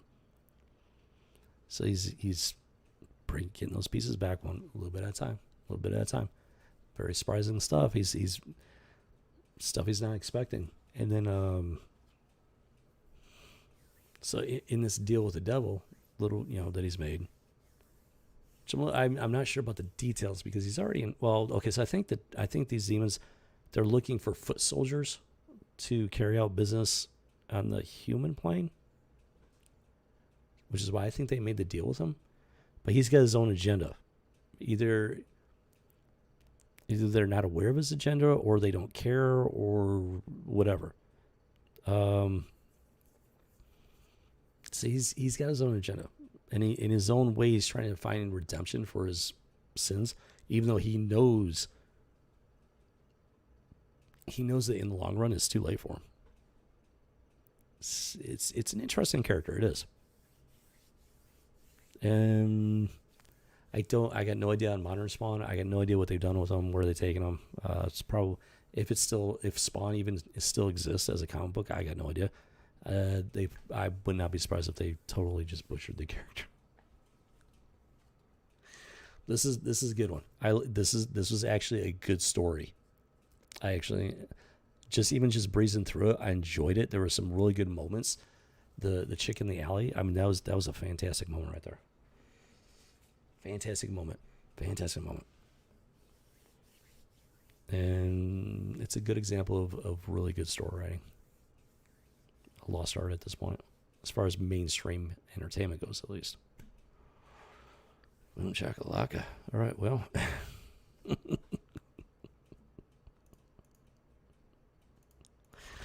This has been quite the stream, let me tell you. Quite the stream. No, what are you doing? Okay, there we go. Another Murgatroyd. Well, yeah. Cheers, cog. We're all just a cog in the machine when you think about it. Boom shakalaka. Yeah, so this one started up pretty intense, ended good. Praying for Michael and his daughter, Sophie. Can't even imagine. Yeah, Dark Amalgam. Amalgam is the perfect example. They that was like, what was it, 1996, I think, right at the start of the Great Divergence. It's the perfect example of what I've talked about before, where they do all these alternate universes and stuff like that, and it's a double-edged sword. It's gives them the opportunity to have fun with established characters, but at the same time, it makes it incredibly easy for them to be incredibly lazy with the characters, character creation, character development, the story arc. So it's a double-edged sword. In the right hands, it could be a lot of fun. So, and there are times when it is a lot of fun, but especially like over the years, especially in modern times, I mean, it's a disaster at this point. They don't even know what they don't know what they're doing anymore. I think part of it's they don't care. They don't care. But then the other part of it is that they keep bringing in new people. They take over. They got their own idea, their own vision. Like, okay, so we're going to take it in this direction now, even though it conflicts with what's already been established. Why? Because none of these people have any respect for the core material, for the original material. And that's where the stuff goes wrong. So Legends of the Dark Claw, it was actually fun for the most part. Some janky stuff, though. Some questionable stuff. And the same thing with the 2099 universe. Some of the stuff was like blatant ripoff. And then some of it was like not very creative, but they had to fill it with something. But not to say it's not to say I didn't get any enjoyment out of it. Like I definitely like Spider-Man 2099. I probably like Spider-Man 2099 better than X-Men 2099, even though I have 1 through 12 of X-Men 2099.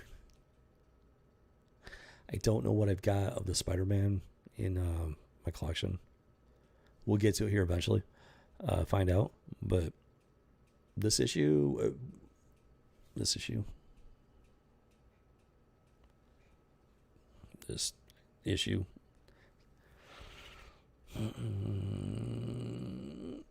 couple of little janky things, but overall it was enjoyable enough. It wasn't my favorite story because like the virtual reality thing with him and the rollerblades, like the roller derby. I know some people might be into that. It's just not my cup of tea.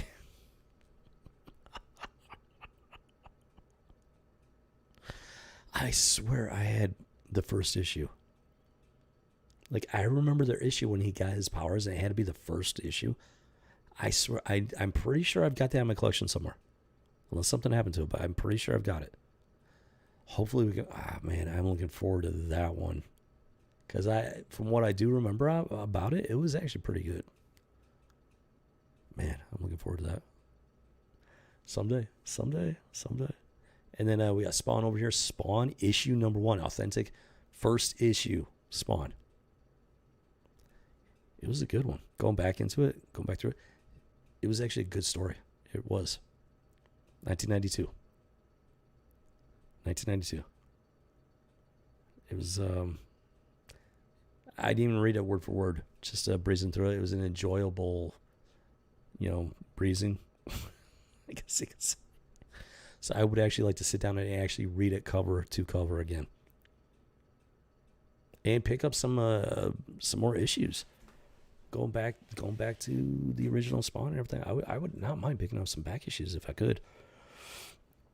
I don't know what they're worth right now. So financially it might not be doable, but if and when I'm able to, I would love to.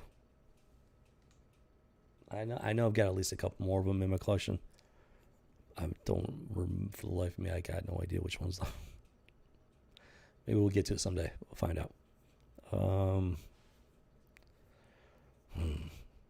I think that's going to do it for this stream, though. 1 second, actually. All right, so yeah. I think that's going to do it for the House of G today on this Monday. Hope you have a good Monday there, rolling into the week and things started. First part of the stream, pretty intense, very intense, and that's just the way.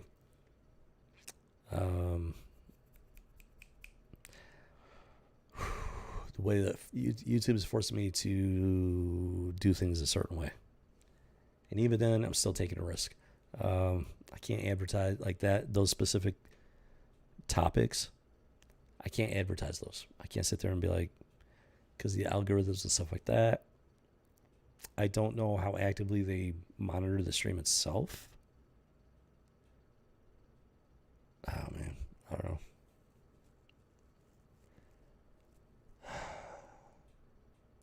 It's just where we're at this point. So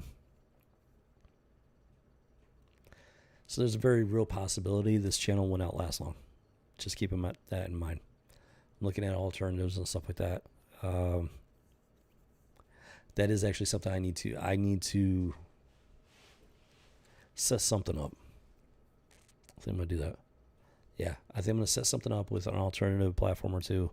So at least I'm in a position where if and when this gets shut down, I would be surprised if it didn't someday.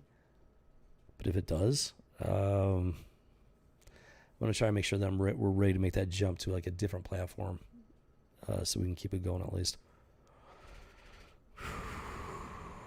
Yeah, so once I get that figured out, I'll let you guys know. I'll put the information out there, and that way you guys can, if you're interested, keep track of it at least. And then if the channel disappears one day, you'll know where to find me. That's just where we're at, which is just ridiculous. It's absolutely insane. It shouldn't be like that. It should not be like that at all. This is just absolutely bonkers.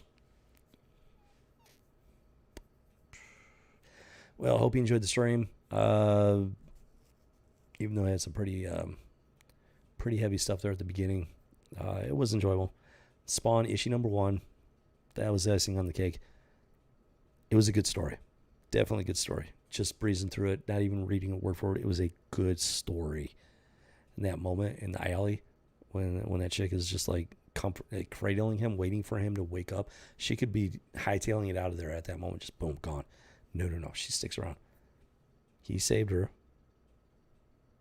She returns the favor by comforting him until he comes back to consciousness. And then after he's conscious again, she's like, hey, it's okay. It's all over. It's all over. That is comic book writing. That is what has been lost in modern entertainment and our pop culture. That is what they're trying to destroy. That is what they don't want you to be exposed to. They don't want you... No. They want to extinguish that spark of hope, and they're dangerously close to succeeding. But we still have... No, they're never going to be able to. They're never going to be able to. They can cover it up. They can hide it. But they're never going to be able to extinguish it. As long as we have, like, the back issues, stuff like that, the physical media that they cannot touch, short of burning our house down, it will live on. It will survive. As long as we don't hit that Fahrenheit 451 stage. Even then, it'll survive somewhere. So they're never going to be able to get all of it. Hopefully. Just you got to keep that spark of hope alive and just keep on fighting the good fight. Because the alternative is unacceptable. So, ooh, doggy. All right. Hope you have a great week there. Welcome. Yep. If you're new to the channel, welcome to the House of G. If you'd like to be a cog in the machine, all you got to do is hit that subscribe button. And I don't expect this channel to ever blow up. YouTube won't allow it. They really won't. So if you enjoy the content, I'll do my best to keep it going. And with your support, I'll be able to keep this rolling here. And in the meantime, you have yourself a fantastic Monday. Have a fantastic week. I'll see you on the flip side. And, well, I think that's just going to about do it here. It's like, all right, you stay safe out there and be good to each other. Hey, doggy. All right, have yourself a good one. This has been the House of G, speaking into the void.